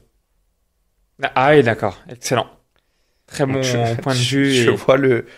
Est-ce qu'en droit de succession, là, si on reprend ton exemple, finalement, dans la les femme mariés, c'est bon, tu as des il y a exonérations. une exonération. Et Ok. tu vois, c'est pareil quand tu as des enfants, pour des gens qui auraient des enfants. Si tu as 2 enfants aujourd'hui, ton principal héritier, c'est l'État. Parce que si tu anticipes pas, il y a une grosse partie certainement qui ira à l'État si tu as un très gros patrimoine. Alors que tu as plein de choses que tu peux faire comme le démembrement, c'est-à-dire diviser sur un bien, tu as une maison, tu vas diviser, tu vas séparer. La nue propriété, c'est les murs du bien. Et l'usufruit, la jouissance du bien, donc la possibilité de toucher les loyers, de jouir du bien, donc d'habiter le bien, tu vas séparer ça. Tu vas donner la nue propriété à tes enfants, tu vas garder la jouissance, donc le fait de percevoir les loyers. Et ça se fige au moment où tu fais la donation à tes enfants. Et c'est que la valeur nette qui est taxable. C'est-à-dire que si aujourd'hui j'achète une maison, elle vaut 300 000 euros, je rembourse un peu de crédit, il me reste 200 000 euros de capital restant dû à la banque, de crédit à la banque. Et ben la valeur de la maison, c'est pas 300 000, c'est 100 000 euros. C'est la différence entre la valeur du bien moins l'encours de crédit. Et le fait de donner que la nue propriété du bien, tu détaches encore une partie de la valeur. C'est-à-dire que tu donnes même pas 100 000 euros, tu donnes qu'une quotité en fonction de la répartition que le notaire va faire en fonction de ton âge. C'est-à-dire que tu ne payeras pas des impôts, tes enfants ne paieront pas des impôts sur 300 000 euros, mais sur 30%, 40% des 100 000. Donc tu viens d'économiser, de payer des impôts sur 300 000 euros en faisant ça. Donc en anticipant la transmission. Donc ça, c'est quelque chose de fort qu'il faut anticiper. Ouais, donc si on récapitule, l'immense avantage de réaliser l'effet de levier bancaire, même si on a la possibilité de payer cash grâce au profit de son entreprise, c'est principalement la transmission et aussi l'effet de levier et même la succession, notamment par rapport à ses enfants. C'est pareil, tu parles d'1 million. Tu as 1 million en cash. Tu vas acheter un bien 1 million. Avec 1 million, si la banque te demande entre 10 et 20%, tu vas pouvoir lever entre 5 et 10 millions. Donc l'effet de levier est énorme. L'effet de levier du crédit est énorme. Donc il faut se servir au maximum de cet effet de levier de là. Comme tu l'as dit tout à l'heure, c'est vrai qu'en France on paye des impôts, mais par contre le principal avantage, c'est qu'on peut faire du crédit. On peut faire du crédit sur des durées longues parce qu'on peut emprunter jusqu'à 25 ans et on peut emprunter à taux fixe et en mettant de faibles apports. C'est ce qu'on retrouve nulle part pratiquement dans le monde. Il n'y a pratiquement aucun autre pays où on est sur des taux fixes avec un petit apport et sur des durées aussi longues. Moi, je connais aucun autre pays à part la France. Donc, dites-nous dans les commentaires dans quel pays sur la planète, hormis la France, réalise des taux fixes. Donc, moi, j'ai demandé Lettonie, Estonie, Tenerife en Espagne, Bali, Suisse, même Portugal, Costa Rica, Dubaï, Portugal, etc. Donc, voilà, s'il y a un pays qui réalise des taux fixes, hormis la France, dites-le nous. Ouais, je serais curieux, peut-être que ça existe et on ignore, mais en tout cas, si ça existe, ça doit être très rare. Et puis j'aimerais bien voir les noms ou le nom du pays en dehors de la France qui réalise ça. Et puis s'il y a uniquement la France, ça c'est un avantage majeur qu'offre la France par rapport à l'étranger. Il y a peut-être d'autres pays comme la Belgique, par exemple, mais le gros avantage, c'est que tu peux te servir de l'effet de levier sur des durées longues, donc étaler la dette, mettre peu d'argent personnel, donc en réalité, même des gens qui ne disposent pas de fonds aujourd'hui, tu vois, à différence de l'entrepreneuriat, l'avantage de l'investissement immobilier, c'est que tu n'es pas obligé d'avoir des fonds. Parce que la banque, elle est capable de te prêter la totalité de la somme que tu investis, plus les frais de notaire, plus tous les frais annexes. Sur de l'entrepreneuriat, bien souvent, la banque va te demander entre 20 et 30% d'apport. Et pour moi, ça, c'est normal. Je vais revenir dessus après. Mais tu vois, le gros avantage avec l'effet de levier bancaire, c'est que tu n'as pas besoin de disposer d'argent. Tu peux investir. Et du coup, tu peux investir sur des durées longues. Donc, tu peux t'enrichir en partant d'un capital de zéro. A contrario, sur l'entrepreneuriat, le gros avantage, c'est que tu peux faire beaucoup de choses. Le petit inconvénient, et je trouve que c'est un peu normal, c'est que la banque va te demander un apport. Pourquoi? Parce que si demain, tu achètes, c'est pas une entreprise de transport, tu as besoin de fonds pour les camions, pour avoir un entrepôt, etc. Bah, la banque, elle va te dire, OK, moi, je te prête, tu as besoin de 200 000 euros, je te prête 70 000, mais mets 30 000 euros de ta poche, mets 30 000 euros de fonds propres pour montrer que tu es engagé, que tu crois en ton projet, que tu as un peu d'argent. C'est pas que moi qui va mettre... C'est un peu comme les startups, en disant, ah, c'est bon, tu demandes une levée de fonds de X millions, et toi, tu mets même pas 5 000 balles. Ouais, c'est clair. Bah, tu peux pas jouer qu'avec l'argent des autres. Au bout d'un moment, tu vois, faut que tu montres que tu es engagé sur ton projet et que tu as envie d'y aller. Parce que sinon, c'est le même qui prend le risque. Donc, c'est pas bon. Donc, c'est pour ça que la banque va te demander de l'apport et un engagement. Mais c'est un engagement qui est intéressant parce que de l'autre côté, on te prête quand même 70% de la somme. Ok. Merci pour ton retour. Maintenant, je vais donner 2 situations à Christophe.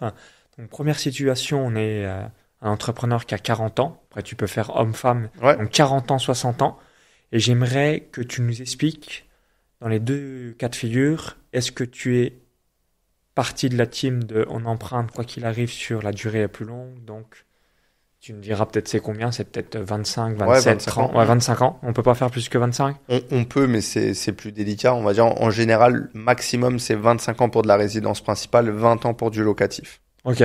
Donc du coup, voilà, tu nous expliques un petit peu qu'est-ce que tu donnerais comme conseil si on a 40 ans, 60 ans, et toi, ta philosophie, dans toutes les personnes que tu accompagnes, est-ce que tu dis, toi, tu peux faire peut-être plutôt 10 ans, toi, 20, et tu jures que par les durées les plus longues. Je te laisse tout nous partager. Ouais, c'est une super bonne question parce que ça dépend vraiment de ce que tu veux faire dans l'immobilier, encore une fois. C'est pour ça qu'on part toujours des objectifs de chacun. Et en fonction des objectifs, tu vas aller chercher les éléments qui vont te permettre de répondre à ces objectifs et d'atteindre ces objectifs. Mais moi, je pars toujours du principe où plus tu peux avoir des durées longues, plus c'est sympa parce que tu étales la dette et tu lisses du coup les mensualités. Les mensualités sont plus basses. Du coup, tu as plus de cash dans ta poche. Mais parce que moi, c'est ce que je veux faire à titre perso. Je ne conçois pas de faire de l'immobilier. C'est trop d'emmerde d'investir dans l'immobilier, d'avoir peut-être des impayés, de devoir gérer des locataires, de devoir gérer les travaux, de trouver un bien pour pas gagner d'argent derrière. Donc, je préfère étaler la dette pour avoir plus d'argent dans ma poche. Ouais, donc si tu étales la dette sur 20 ans, si on reprend cet exemple, la mensualité est vraiment être plus basse et du coup, c'est quasiment impossible de ne pas avoir un cash flow positif. Si, ça peut être possible. Ça dépend encore des biens que tu achètes, mais disons en gros, si tu as fait ton bon investisseur IMO, normalement, tu as au moins un cash flow positif de 50, 100, 200, 500 euros en fonction du montant investi. Okay. Et ce qui est rassurant. Ce qui est un cash flow positif, tu te dis, même s'il y a une petite couille, je suis pas dans la merde. C'est clair. Et ça va être rassurant pour la banque, c'est rassurant pour toi. Et pour moi, c'est un gros avantage. Maintenant, il faut varier les plaisirs. Parce que si tu investis que sur des durées longues, tu vois, il y a beaucoup d'investisseurs, on parlait tout à l'heure du différé, qui ont demandé pendant longtemps des différés. Quand tous tes biens ils sont en différé, tu n'amortis pas, tu ne rembourses pas de crédit à la banque. C'est-à-dire que le jour où tu revends, tu as gagné de l'argent pendant l'exploitation parce que tu étais en période de différé. Mais par contre, le jour où tu revends, tu n'as pas amorti de capital. Donc si ton bien n'a pas pris de valeur ou peu de valeur, tu es flat. Et pour peu qu'on soit sur une période baissière comme aujourd'hui, tu as perdu des sous. Et en fait, ce que tu as gagné pendant la période d'exploitation, tu le repères à la revente. Donc il faut aussi qu'il y ait des biens où tu mets un peu plus d'apport, tes biens sur des durées plus courtes. Comme ça, tu amortis plus vite ce que tu dois à la banque. Et le fait d'amortir plus vite, ça veut dire que tu as un gros delta entre la valeur nette de ton bien et du coup, quand tu le revends, tu dégages plus de trésorerie. Tu peux repartir sur plus d'opérations parce que tu as dégagé beaucoup de cash rapidement vu que tu as remboursé beaucoup plus vite à la banque. Donc, tu n'as pas forcément gagné ou tu as peut-être moins gagné tous les mois. Mais par contre, à la revente, la bonne opération, c'est quand tu vas vendre des biens comme ça, bah, tu auras remboursé beaucoup plus de crédit à la banque et tu as une différence qui est beaucoup plus importante entre la valeur de ton bien et le capital restant dû.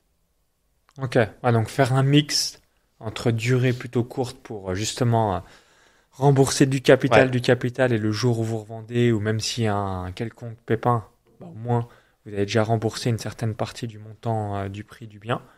Et de temps en temps, avoir aussi des durées relativement longues pour pouvoir avoir ce différé d'emprunt et peut-être l'idéal, pas être sur des différés d'emprunt de 15 ans, parce que sinon on se dit ça va jamais avoir lieu.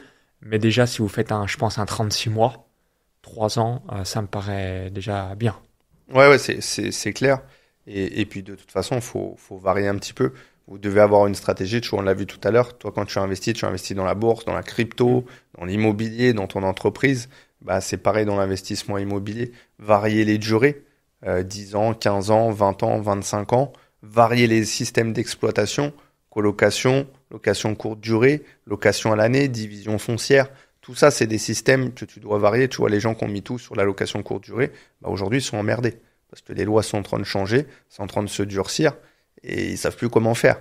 Si leurs biens ils sont pas rentables en location à l'année, bah tu te retrouves à la gorge et t'es cuit, tu peux plus investir. Alors que si tu as varié les plaisirs, je dis plaisir, si tu as varié les investissements en tout cas, bah ça te permet de pouvoir te retourner. S'il y a un problème avec la location courte durée, bah d'exploiter comme tes autres biens en colocation, d'exploiter en location à l'année. Et puis voilà, c'est pas un problème au final. Le risque il est lissé. Ouais, donc si je comprends bien, là aussi c'est important de se diversifier, ne pas faire soit que de la location courte durée comme tu as évoqué, mais peut-être faire de temps en temps colocation, location nue, en bonus location courte durée. Mm. En plus, location courte durée, si j'ai bien compris, il y a de nombreuses villes en France où on doit louer uniquement 120 jours par an. Non, Ou, c'est en fait, ou alors il y a un statut spécifique, pour la résidence principale, tu as le droit de jouer jusqu'à 120 jours 120 par jours an. par an pour la résidence Ouais. principale. Ok. Mais sinon, pour les grandes villes en France, Paris, Bordeaux, etc., c'est de plus en plus contraignant et tu peux de moins en moins exploiter en location courte durée. Donc c'est-à-dire que Donc, même si tu veux louer toute l'année, t'as pas le droit. tu peux pas, il y a certaines conditions à respecter encore une fois, mais dans la plupart des cas, tu ne pourras pas le faire.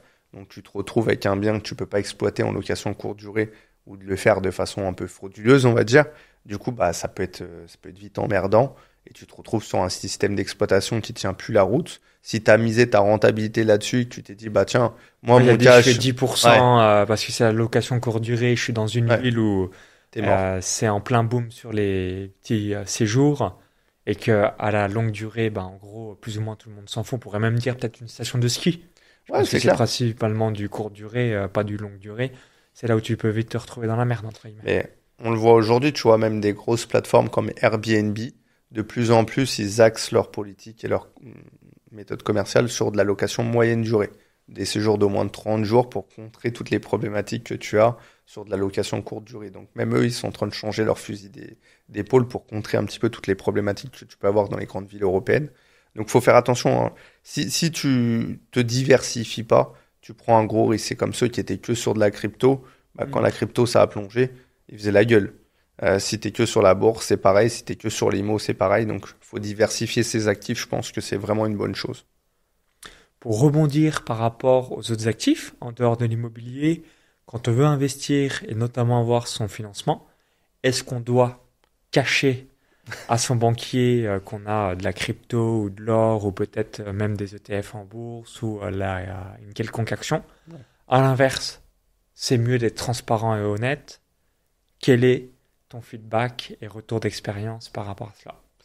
Moi, je pense qu'il faut privilégier l'honnêteté et être transparent. Donc si Euh, quelqu'un dit bah, j'ai acheté 2 bitcoins et 25 Ethereum, je te dis n'importe quoi, c'est mieux qu'il le dise. Même alors, si c'est une banque. j'ai mis un bémol et un petit astérisque juste sur ça.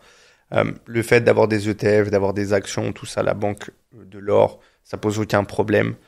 C'est quelque chose d'ailleurs que vous pouvez passer par votre banque pour les solliciter pour ces opérations-là. Il n'y a pas de souci et au contraire, vous serez bien vu. Donc je pars pas du principe où il faut cacher des trucs, mais par exemple la crypto-monnaie, on sait que c'est quelque chose que les banques n'affectionnent pas.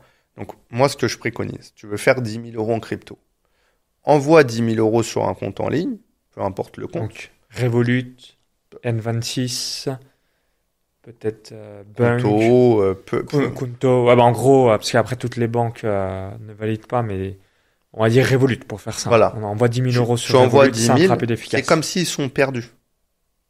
Cet argent-là, tu le laisses là-bas après, peu importe que ça fasse des gains, ça fasse des pertes. L'argent, il est sur Revolut, c'est comme si tu as perdu tes fonds.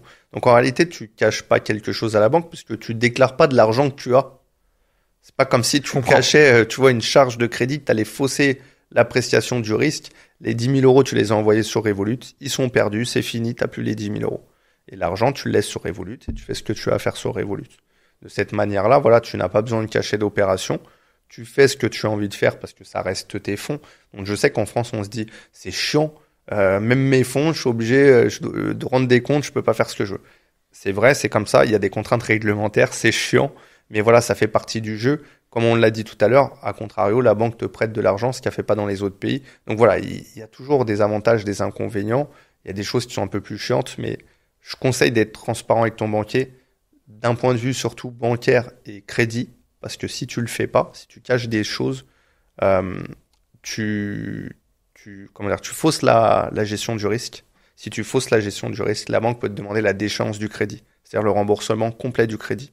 Et là, c'est déjà arrivé à des gens qui sont venus me le rapporter. Ils m'ont dit, bah voilà, on avait caché quelque chose, la banque nous a demandé de rembourser le crédit. Je peux dire que t'es mal parce que t'as pas forcément 200 ou 300 000 ou 400 000 donc sur tes si on comptes. fait le contexte, donc admettons, ils disent, ils cachent qu'ils ont Un crédit. Un crédit, on va dire, ils cachent qu'ils ont un crédit. La banque s'en aperçoit.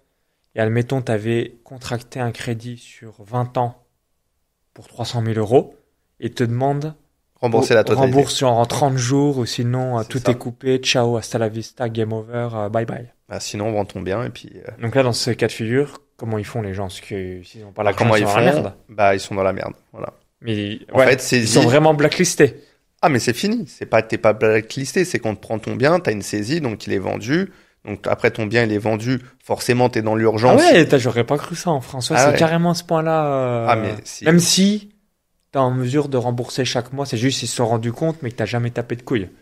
En général, Normalement. les histoires, ils commencent à partir du moment où tu peux plus rembourser. Voilà, Où t'as alors du là je comprends. difficulté à Si rembourser. tu rembourses tout le temps et que t'as fait ça, Bah, c'est arrivé, tu et vois. qu'ils s'en rendent compte, normalement, ils vont pas te dire rembourse en Bah, 30 jours. si, parce Si que il y a de plus en plus de gens qui Ok. le font. Je pense qu'il y en a qui servent d'exemple. Et tu vois, j'ai une personne qui m'a contacté récemment sur Instagram. Ouais, Elle t'as m'a dit, Christophe, je suis dans la merde, Ouais. j'ai caché des choses à un C'est banquier, exactement. t'es banquier, comment je dois faire pour ne pas payer les 300 000 balles de crédit? exactement. Elle m'a dit, je sais plus quoi faire et tout, en pleurs. Mais au bout d'une mensualité, ils s'en sont rendus compte. C'est-à-dire qu'elle a remboursé qu'un seul mois. Je sais pas, ils ont revérifié le dossier ou je sais pas ce qu'ils ont fait. Ils s'en sont aperçus qu'elle a caché un crédit. Du coup, ils lui ont demandé le remboursement complet du crédit. Et elle, tu sais pour quelle raison elle avait caché? Elle m'a dit qu'elle a été voir un courtier, que c'est le courtier qui... Ouais, elle s'est fait influencer parce que certainement elle devait s'y connaître rien et...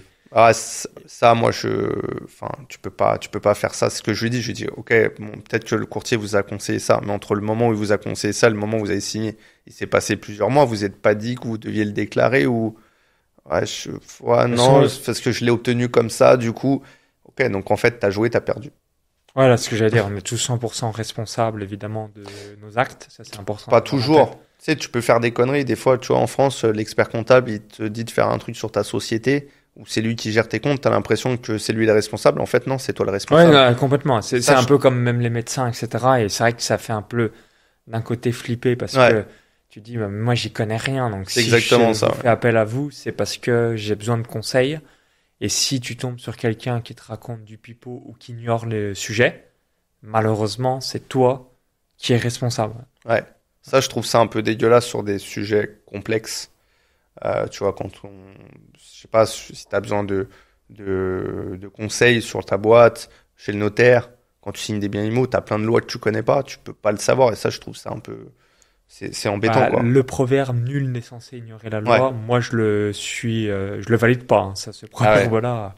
Moi, je trouve ça dégueulasse. Après, là, que tu caches un truc, voilà, t'es pas un enfant non plus. Alors ça, T'es par un contre, je adulte. comprends qu'il y a une sanction. Je pensais pas, surtout venant de la France, ça serait Dubaï ou des pays bien carrés. Je comprends, mais la France qui est plutôt genre tu brûles une voiture à mon pauvre petit, demain t'es relâché, ça me surprend. Mais pas pour le méchant propriétaire qui a de l'argent. Voilà. Tu vois, il y a deux sons, enfin, t'as deux salles, deux ambiances, là. Celui qui ne peut pas payer, là aussi j'ai envie de dire je comprends, mais celui qui a caché pensant bien faire ou en souhaitant être un peu plus gourmand, mais qui paye naturellement toutes ses mensualités et la banque à zéro risque, là, je trouve la sanction un petit peu brutale de mon côté. Ouais. Mais celui qui paye pas, par contre, je comprends parce que tu as voulu jouer. En plus, maintenant, tu es en train de nous casser les bonbons à ne pas vouloir rembourser. Donc, à un moment donné, tu assumes. Donc là, je comprends tout à fait. Mais celui qui paye et qui a fait ça parce qu'il pensait bien faire, ainsi de suite, et qui a jamais eu le moindre challenge avec la banque, là, je trouve la sanction un peu brutale Un peu de lourde. mon point de vue, puisque la personne est en mesure de rembourser, tout se passe bien à merveille. Donc, je trouve la sanction forte de mon point de vue. Voilà. Ok. Excellent. Donc, pour rebondir, donc, tu as évoqué, je sais plus comment on est arrivé à ce sujet. Ouais, donc, tu disais, d'être transparent et honnête, et à faire comme tu l'as dit. Donc, si vous avez des investissements exotiques au sens d'une banque, donc typiquement les crypto-monnaies, c'est le cas, même si moi je trouve pas que c'est exotique, mais je comprends tout à fait pour la banque, c'est de faire ce que tu as dit. Vous envoyez des fonds sur une autre banque, donc banque nouvelle génération comme Revolut, comme ça, c'est sain pour la banque où vous allez faire le crédit. Et puis ensuite, dans l'exemple de Christophe, si c'est 10 000 euros, si vous faites une plus-value, une moins-value, évidemment, ça vous regarde à vous et comme ça, tout est parfait. Alors maintenant, j'aimerais que tu nous partages quelles sont les principales erreurs que réalise un entrepreneur lorsqu'il remet son dossier de financement à la banque. Parce que vous allez regarder la vidéo, vous allez vous dire, ok, effectivement, j'ai bien compris que je dois être un actif pour la banque, donc mettre tous les éléments en ma faveur, donc notamment les forfaits de téléphone, les assurances vie, les PEA, les prévoyances, les assurances, etc. Donc vous avez tout compris, tout ça. Vous avez compris également la capacité d'emprunt et tout ce qu'on a évoqué dans la vidéo. Maintenant, malgré tout ça, peut-être que vous allez dire, moi j'ai toujours pas obtenu mon crédit, j'ai toujours pas obtenu mon financement. Qu'est-ce que je dois faire concrètement? C'est quoi les principales erreurs que tu vois et tu te dis, waouh, non mais là si vous faites ça, c'est normal que vous n'êtes pas accepté. Les principales erreurs que vont faire les entrepreneurs, c'est déjà ne pas être professionnel, donc ne pas maîtriser les chiffres de leur business, ne pas connaître leur business, parce que oui, ça arrive. Tu as des gens qui te sollicitent en tant qu'entrepreneur pour un crédit, mais qui ne connaissent pas en fait leur système d'exploitation. Par exemple, j'ai déjà eu le cas d'une personne qui voulait racheter une activité de fitness, donc une salle de musculation, donc il vient me voir pour un crédit, mais il connaît rien au fitness, à part qu'il fait de la muscu. Il sait pas combien il y a de clients, il sait pas les horaires, il sait pas te dire combien coûte un abonnement, il sait pas te dire combien d'abonnements il va vendre, il sait pas quelles sont ses charges. Tu peux pas aujourd'hui, quand tu es entrepreneur, ne pas maîtriser ton business. Donc tous les KPI business et financiers, évidemment, si on les ignore, le banquier va se dire j'ai un amateur et du coup j'ai pas envie de faire confiance à une personne qui pilote son entreprise à l'aveugle, parce que forcément quand il y aura un coup de moins bien, l'aveugle va amener à la faillite ou à d'immenses difficultés. C'est exactement ça. Tu dois être professionnel. Enfin, tu vas te faire financer un business. Il faut que tu saches de quoi tu parles. Tu vois, tu peux pas arriver. Tu connais pas le gars en l'occurrence. Il connaissait rien. Il connaissait pas les charges. Il connaissait pas le nombre de personnes qu'il lui fallait pour travailler. Enfin voilà, si tu connais pas ton exploitation, il avait racheté l'entreprise. Il voulait racheter. Il voulait. Ouais, il voulait avoir un financement. Il voulait, financement, n'importe quoi, 300 000 balles, 500 000 balles. 200 000 euros, il voulait. Voilà, mais il savait aucun élément, en gros. Il savait pas dire quelles étaient les charges. J'ai vu de la lumière sur cette salle de sport. Elle m'avait l'air très bien parce que j'y vais régulièrement. Et évidemment, ça passe pas avec un banquier. Ouais. C'est exactement ça. Tu peux pas venir pour faire financer un business, pour faire financer de l'immobilier. T'es entrepreneur. Tu dois être un professionnel. Tu dois maîtriser ton secteur. T'es obligé. Donc ça, c'est... Première erreur, ne pas maîtriser ses chiffres. KPI financier, KPI business. Deuxième erreur, présenter la moitié d'un dossier. C'est-à-dire que tu arrives à la banque, tu n'as pas tous les éléments, le banquier ne peut pas appréhender ton dossier. Tu fournis que la moitié des éléments, tu vois, tu arrives avec ton avis d'imposition, tu n'as pas tes bilans, tu n'as pas le cabis de ta société, tu n'as pas les statuts, tu ne peux pas emprunter. La banque, comme je te disais tout à l'heure, c'est un commercial, le banquier. Donc lui, il a des objectifs. Quand tu viens pour faire un crédit, c'est ce qui prend le plus de temps. Le montage financier, c'est ce qui prend du temps, faut analyser le risque, il faut des documents. Donc ça prend du temps. Souscrire une assurance, ça va beaucoup plus vite. Donc tu vois, d'un côté, il peut faire du chiffre avec des assurances. De l'autre côté, tu vas lui demander un financement, ça va lui prendre une journée pour faire l'étude. Donc si tu arrives Et à chaque fois que tu viens avec ton dossier, il en manque la moitié, tu lui fais perdre du temps. Au bout d'un moment, qu'est-ce qui se passe quand tu fais perdre du temps aux gens? C'est un refus. Donc tu n'as pas ton crédit. Et ça, c'est une erreur qui se présente dans 60% des cas. Les gens arrivent, bâclent parce qu'ils n'ont pas le temps, mais la personne qui est en face de toi, bah, lui, il n'a pas le temps non plus. Donc il va te donner un refus juste parce que tu as un dossier incomplet. C'est un peu dommage. Donc ça, c'est vraiment la deuxième erreur, le deuxième point d'attention qu'il faut avoir, c'est celui-ci. Et la troisième erreur, je dirais, c'est de ne pas se faire accompagner. Vous êtes entrepreneur aujourd'hui. Vous avez du temps dans la gestion de votre business. Vous n'avez pas forcément le temps, que ce soit pour l'investissement IMO. Après, si c'est un financement pour votre partie business, bah voilà, faites-vous accompagner. Prenez un expert comptable, prenez une personne qui peut vous monter le dossier, qui va mâcher le dossier à votre interlocuteur. Soyez au courant qu'il faut de la trésorerie parce que vous voulez investir, bah, comme on disait, il faut mettre des billes dans votre affaire et vous allez voir que tout va bien se passer. Si vous ne faites pas ça, si vous prenez pas le temps de vous faire accompagner, pas le temps d'avoir un business plan qui est détaillé, pas le temps de connaître les chiffres de votre projet, pas le temps de savoir l'apport qu'il faut mettre dans votre projet, qu'il faut de l'apport pour votre projet, bah, vous risquez de passer à côté de quelque chose. Donc faites-le encore une fois comme un professionnel et vous verrez que les résultats seront différents. Merci Christophe. Et pour rebondir par rapport aux différents KPI qu'on a évoqués pour la première grande erreur, je voulais vous partager, donc en tant qu'entrepreneur, moi c'est les 5 métriques que je regarde et que je recommande à tous les membres de mon mentorat et mastermind. Première métrique, la trésorerie. Donc quel est le cash à l'instant T sur mon entreprise? Deuxième métrique, le flux de trésorerie. Donc quelles sont les futures dépenses et recettes que l'entreprise va générer au cours des 3 à 6 prochains mois. Troisième métrique, c'est le CAC.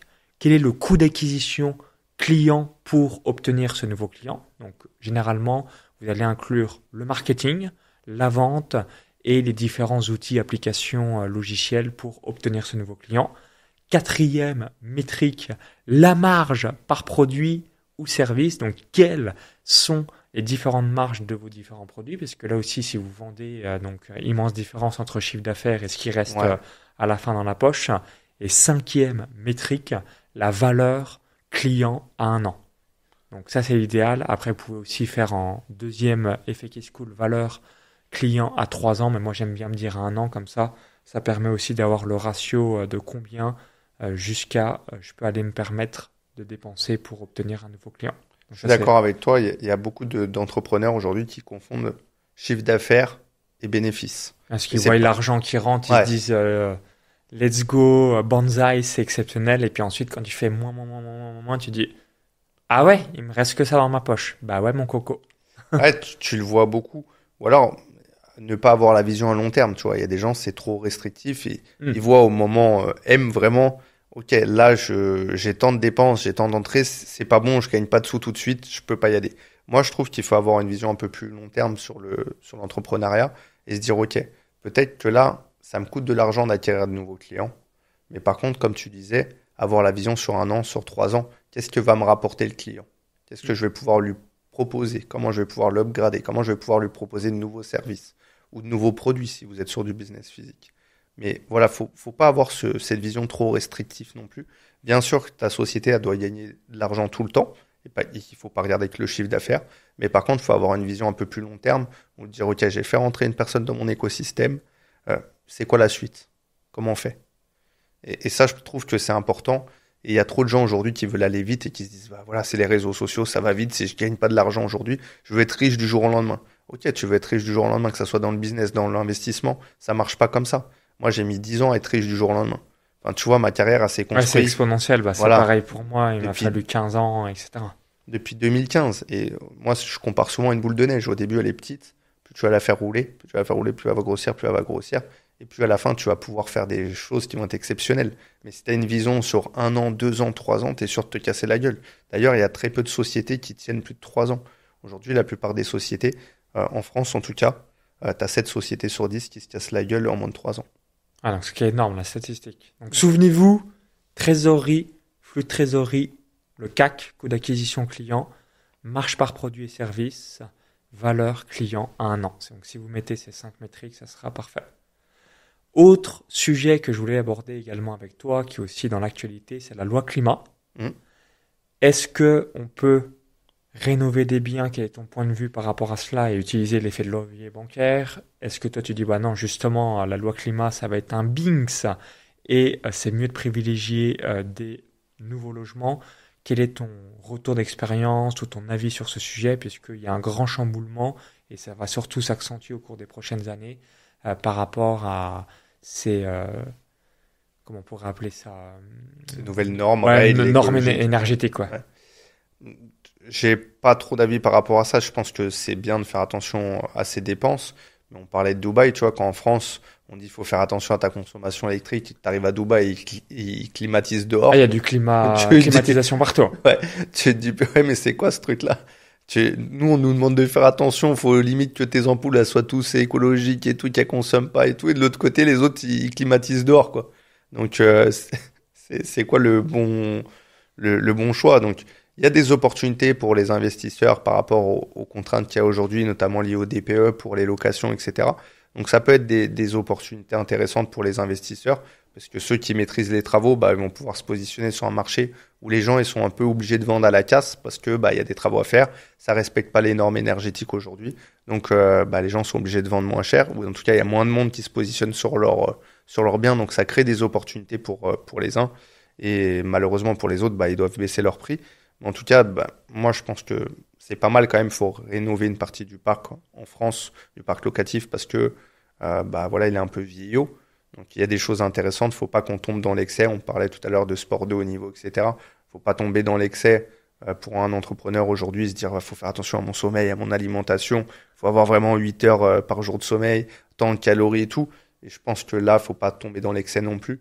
Mais c'est bien d'avoir un bien qui est bien isolé, avec des bonnes fenêtres, qui ne laissent pas rentrer le froid. Tu vois, c'est même un confort pour le locataire. C'est une expérience que tu crées. C'est une expérience client qui est bonne pour moi. Le locataire, c'est comme un client. Moi, je le vois pareil, moi, en Ouais. termes de marketing. Donc, plus tu crées une bonne expérience, plus la personne reste. Plus la personne reste, moins tu as de faire chier avec le turnover, moins tu as de faire chier avec les travaux, moins tu as de faire chier avec la gestion. Donc, je trouve que tout le monde est gagnant. Créer une expérience, une bonne expérience client, une bonne expérience locative. Et voilà, les gens vont rester dans votre bien. Donc, faites de belles rénovations, prenez soin de vos biens et vous verrez que tout va bien se passer. Donc, toi, tu comptes investir dans tes prochains biens pour bénéficier de la loi climat et réaliser la rénovation pour ensuite avoir une note ABC. Ouais, je fais pas forcément ces rénovations dans l'excès, comme je te dis. Ce que je fais attention, c'est que mes biens soient en général lettre D. Euh, Faire plutôt des Donc, belles minimum rénovations. Ouais, j'essaye que D'accord. mes Et fois rénover. est-ce que A, B ou C, C'est c'est plus contraignant. secondaire pour toi? Non, c'est pas ça, c'est que ça engage des frais beaucoup plus importants. Est-ce que tu as la nécessité d'être là-dedans? Bah, c'est sûr que mieux t'es noté, mieux c'est. Mais est-ce qu'on a besoin d'aller dans l'excès comme ça? Et souvent, les contraintes, le problème, c'est qu'avec les aides que tu peux avoir pour améliorer tous tes biens, c'est que derrière, tu as un engagement de louer sur une durée et surtout que tu es plafonné en termes de loyer. Et ça, je voudrais pas rentrer là-dedans, tu vois, je préfère pas. Donc, j'ai pas envie de demander d'aide, je préfère me débrouiller, faire de belles rénovations, des rénovations qui sont conformes à ce qu'on nous demande aujourd'hui, mais en gérant tout seul. Ouais, d'accord. Donc, du coup, avoir la totale liberté de mettre le montant et le prix du loyer C'est ça. qu'on Et la durée, et de pas avoir d'engagement. Si j'ai envie de revendre demain mon bien, bah, je veux pouvoir le revendre. Ouais. Pour finir sur une dernière question, quels sont les critères que tu donnes pour investir dans l'immobilier? Est-ce que tu te dis, bah, par exemple, il faut que ça soit au moins une ville de 50 000 habitants? Est-ce que tu ferais aussi la campagne profonde? Est-ce que tu regardes que le cash flow, la rentabilité, principalement le patrimoine? Quels sont les différents critères? Ce que j'ai noté a priori en immobilier, donc je suis pas un expert, mais je me suis dit, en fait, les gens, qu'est-ce qu'ils veulent? Ils veulent soit sécuriser leur patrimoine, donc créer du patrimoine pour le futur, soit réaliser une belle rentabilité, ou soit avoir du cash flow, ou un mix de ces trois-là, patrimoine, rentabilité, cash flow. Quelle est un petit peu ta tendance pour toi? Pour moi, cash flow.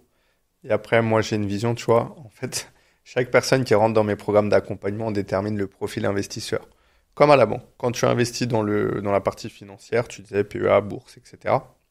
Tu as une définition de ton profil à définir. Est-ce que tu as un profil risqué, prudent, modéré? Bah, moi, je suis un profil risqué en investissement IMO. J'investis dans tout. Du moment que la banque me prête, je vais regarder, bien sûr, que je fais une bonne opération, mais à partir du moment où je fais une bonne opération, c'est-à-dire que j'achète un peu en dessous du prix du marché, pour moi, il y a deux moyens de faire de l'argent dans l'immobilier. C'est une bonne acquisition, un bon crédit. Donc, tu vois, si j'ai un bon crédit, ben, on a déjà une des deux conditions, donc j'y vais. Donc, je regarde pas forcément que le cash flow. Je vais regarder aussi le fait d'avoir un bon crédit, donc peut-être un différé qui va me permettre de créer ce cash flow que j'avais pas sur un crédit classique. Je vais regarder le fait de pas mettre beaucoup d'apports pour pas me démunir de ma trésor et pouvoir enchaîner les acquisitions. Je vais regarder le fait de faire une bonne acquisition parce que je pourrais revendre plus cher à la revente. Et voilà, je pars du principe où si tu fais pas d'argent, c'est comme dans le business, hein. Si j'investis dans l'IMO, c'est pour gagner des sous. Donc soit je le gagne pendant la période d'exploitation avec le cash flow, soit je le gagne le jour où je vends avec une plus-value à la revente et en ayant amorti du capital. Donc s'il n'y a pas ces conditions qui sont réunies, j'y vais pas. Maintenant, moi, j'investis pas dans des villes de province, enfin en milieu rural ou sur des petites communes, parce qu'encore une fois, comme je te disais, j'investis que dans les secteurs que je maîtrise. Mon secteur, c'est l'Île-de-France. Je reste principalement autour de Paris, dans les secteurs que je connais. Paris, c'est patrimonial ou on peut faire un peu de cash flow, c'est surtout patrimonial? Non, c'est patrimonial. Ah, c'est patrimonial. Paris même, c'est patrimonial. La banlieue parisienne, la région parisienne, C'est cash flow. ouais, tu peux avoir Ouais, du cash d'accord. flow. Tu peux avoir du cash flow et patrimonial. Tu peux mixer les deux. Et ça, c'est mon combo gagnant pour moi. C'est ce que j'aime bien. Ouais. Bah, surtout que la capitale, on sait que c'est les prix baissent jamais, ou même quand c'est la crise, ça va peut-être baisser un petit peu. Mais ce qui est bien, c'est qu'il y a une absolue certitude que ça remonte et ça va toujours au-dessus lié à l'offre et la demande. Vu que une C'est capitale exactement mondiale. ça. Quand tu regardes tu vois, pendant le Covid, je me faisais un peu chier. J'ai regardé les courbes de la bourse et de l'IMO sur 30 ans. C'est les mêmes. Enfin, c'est les mêmes. En tout cas, ça, Ouais, ça fait les à mêmes 1% sens. Ouais. près, Ça, quoi. ça fait comme ça, mais tu as commencé là et t'es là au bout de 30 ans, quoi. Donc, même s'il y a eu des hauts, des bas, Ouais. tant que tu gardes sur la durée, t'es presque sûr de gagner de l'argent. Et quelles sont les autres villes à cash flow en France qui te viennent là spontanément Toutes pour moi. T'as pas de, Ouais, donc en fait, si une ville est quoi? Supérieure à 200 000 habitants, c'est une ville à cash flow. même pas. T'as même pas besoin d'investir sur des villes aussi grosses, même 30, 40 000. Chalon-sur-Saône, ça serait une ville à cash flow? Mais tu peux avoir sur toutes les petites communes beaucoup de cash flow parce qu'en réalité, les prix sont très bas. Ouais, bah Donc, Chalon-sur-Saône, je crois, le prix au mètre carré, globalement, je dirais entre 1000 et 1005, mais peut-être plutôt proche des 1000 que des que des 1005. 1005. Ouais. Mais tu vois, tu peux dégager beaucoup de cash sur des communes comme celle-ci. Il faut regarder sur le marché locatif. Par exemple, sur Se Loger, tu peux voir ce qui se fait le plus. Est-ce qu'il y a plus de locataires que de propriétaires? Les locataires, est-ce que c'est plus des types de pièces, 3 pièces, 4 pièces? Est-ce que les gens aiment bien les petites surfaces comme à Paris, tu vois, les gens, la colocation, ça marche bien ou en région parisienne. Donc peut-être que Chalon-sur-Saône, bah, c'est une ville où ça s'achète pas cher. Peut-être que les gens privilégient la colocation. Et là, tu te dis en système d'exploitation, je peux gagner beaucoup d'argent. Et c'est ce que je reproche un peu à beaucoup d'investisseurs, ou en tout cas, c'est ce que j'ai pas envie de faire pour moi, c'est qu'ils ont investi dans des petites communes où le marché était très bas. Donc ils ont dégagé beaucoup de cash sur la période d'exploitation. Mais aujourd'hui, quand ils doivent revendre, vu que le marché est baissier, les petites communes ou les communes où le prix n'est pas cher, c'est les premières à prendre une claque. Donc Ouais, le bah, problème, typiquement, mes parents, par rapport à l'an 2000, je suis quasi sûr que c'est à peu près le même prix.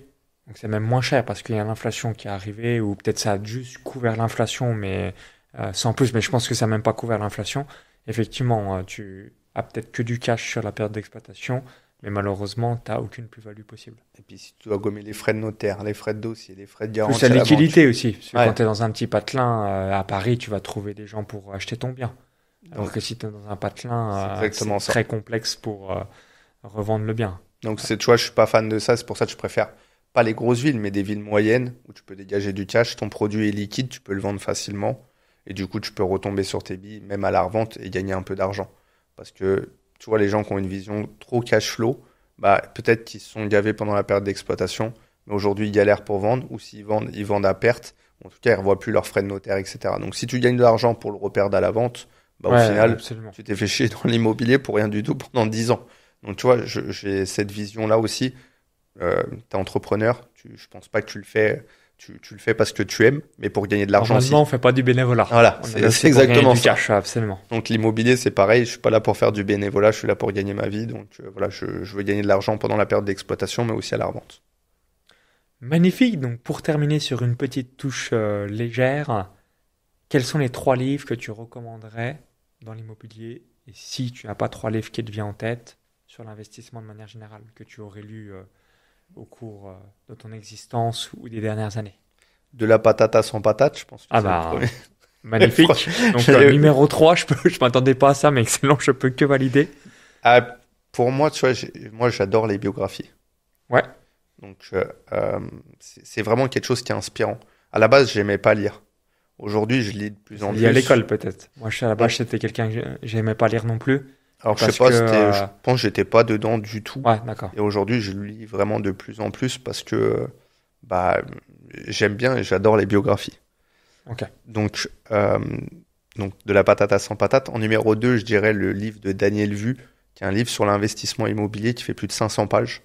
Et du coup, c'est un dentiste, je crois, si je me trompe pas, qui s'emmerdait pendant le Covid et qui a décidé de tout détailler.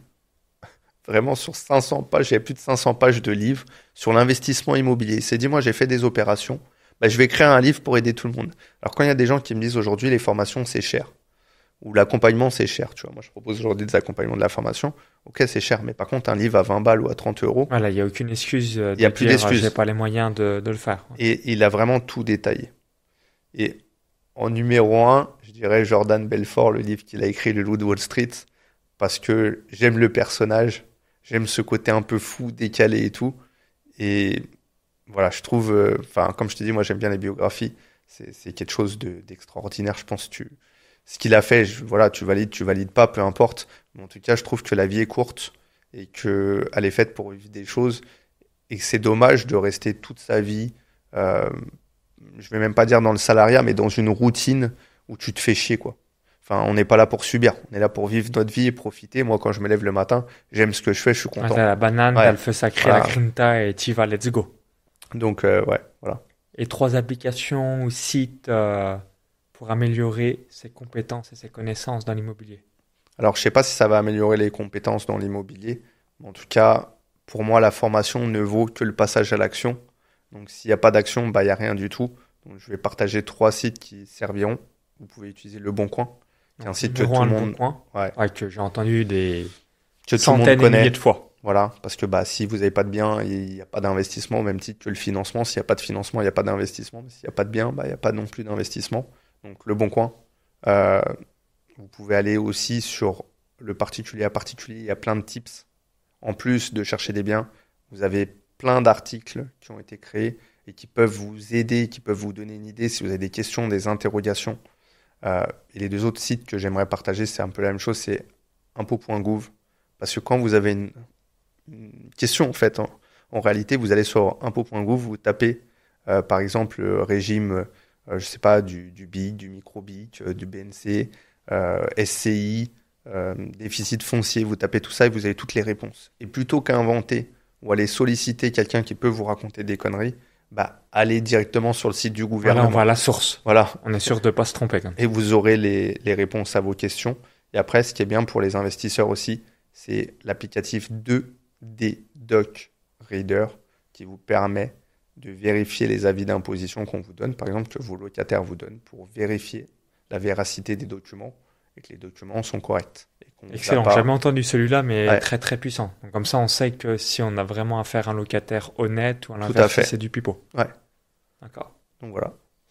Merci Christophe. Donc si vous êtes encore jusqu'ici, cela signifie que vous avez méga, ultra, incroyablement apprécié notre conversation et j'espère que vous avez appris plein de tips et surtout vous allez pouvoir le mettre en application dans les prochains jours, prochaines semaines et prochains mois. Si vous avez apprécié le podcast, la vidéo, je vous invite à cliquer sur ce petit bouton-là avec un merci par avance et à partager directement à votre réseau. Comme ça permettra de diffuser la vidéo au plus grand nombre. Et pour retrouver Christophe, je te laisse nous dire pour tous les entrepreneurs qui se disent « Let's go, je veux être accompagné par Christophe Allais, ton banquier à domicile ». Donc très bon positionnement également qui correspond à ton cursus et l'expérience que tu as pu avoir au cours des dernières années et dernières décennies. Je te laisse tout nous dire. Instagram, YouTube, ton banquier à domicile, et vous me retrouverez dessus. Du contenu tous les jours, une vidéo par jour sur Instagram, sur YouTube, avec plein de renseignements sur l'investissement immobilier, sur le financement. Donc voilà, n'hésitez pas à vous abonner. Donc je mettrai les différents liens directement dans la description et on vous dit à très vite pour la suite. Donc si vous avez des questions, sentez-vous libre évidemment de le mettre dans les commentaires. Ça sera avec grand plaisir de répondre à toutes vos interrogations. À très vite, tout le meilleur et vive les entrepreneurs et les investisseurs. À bientôt, bye bye.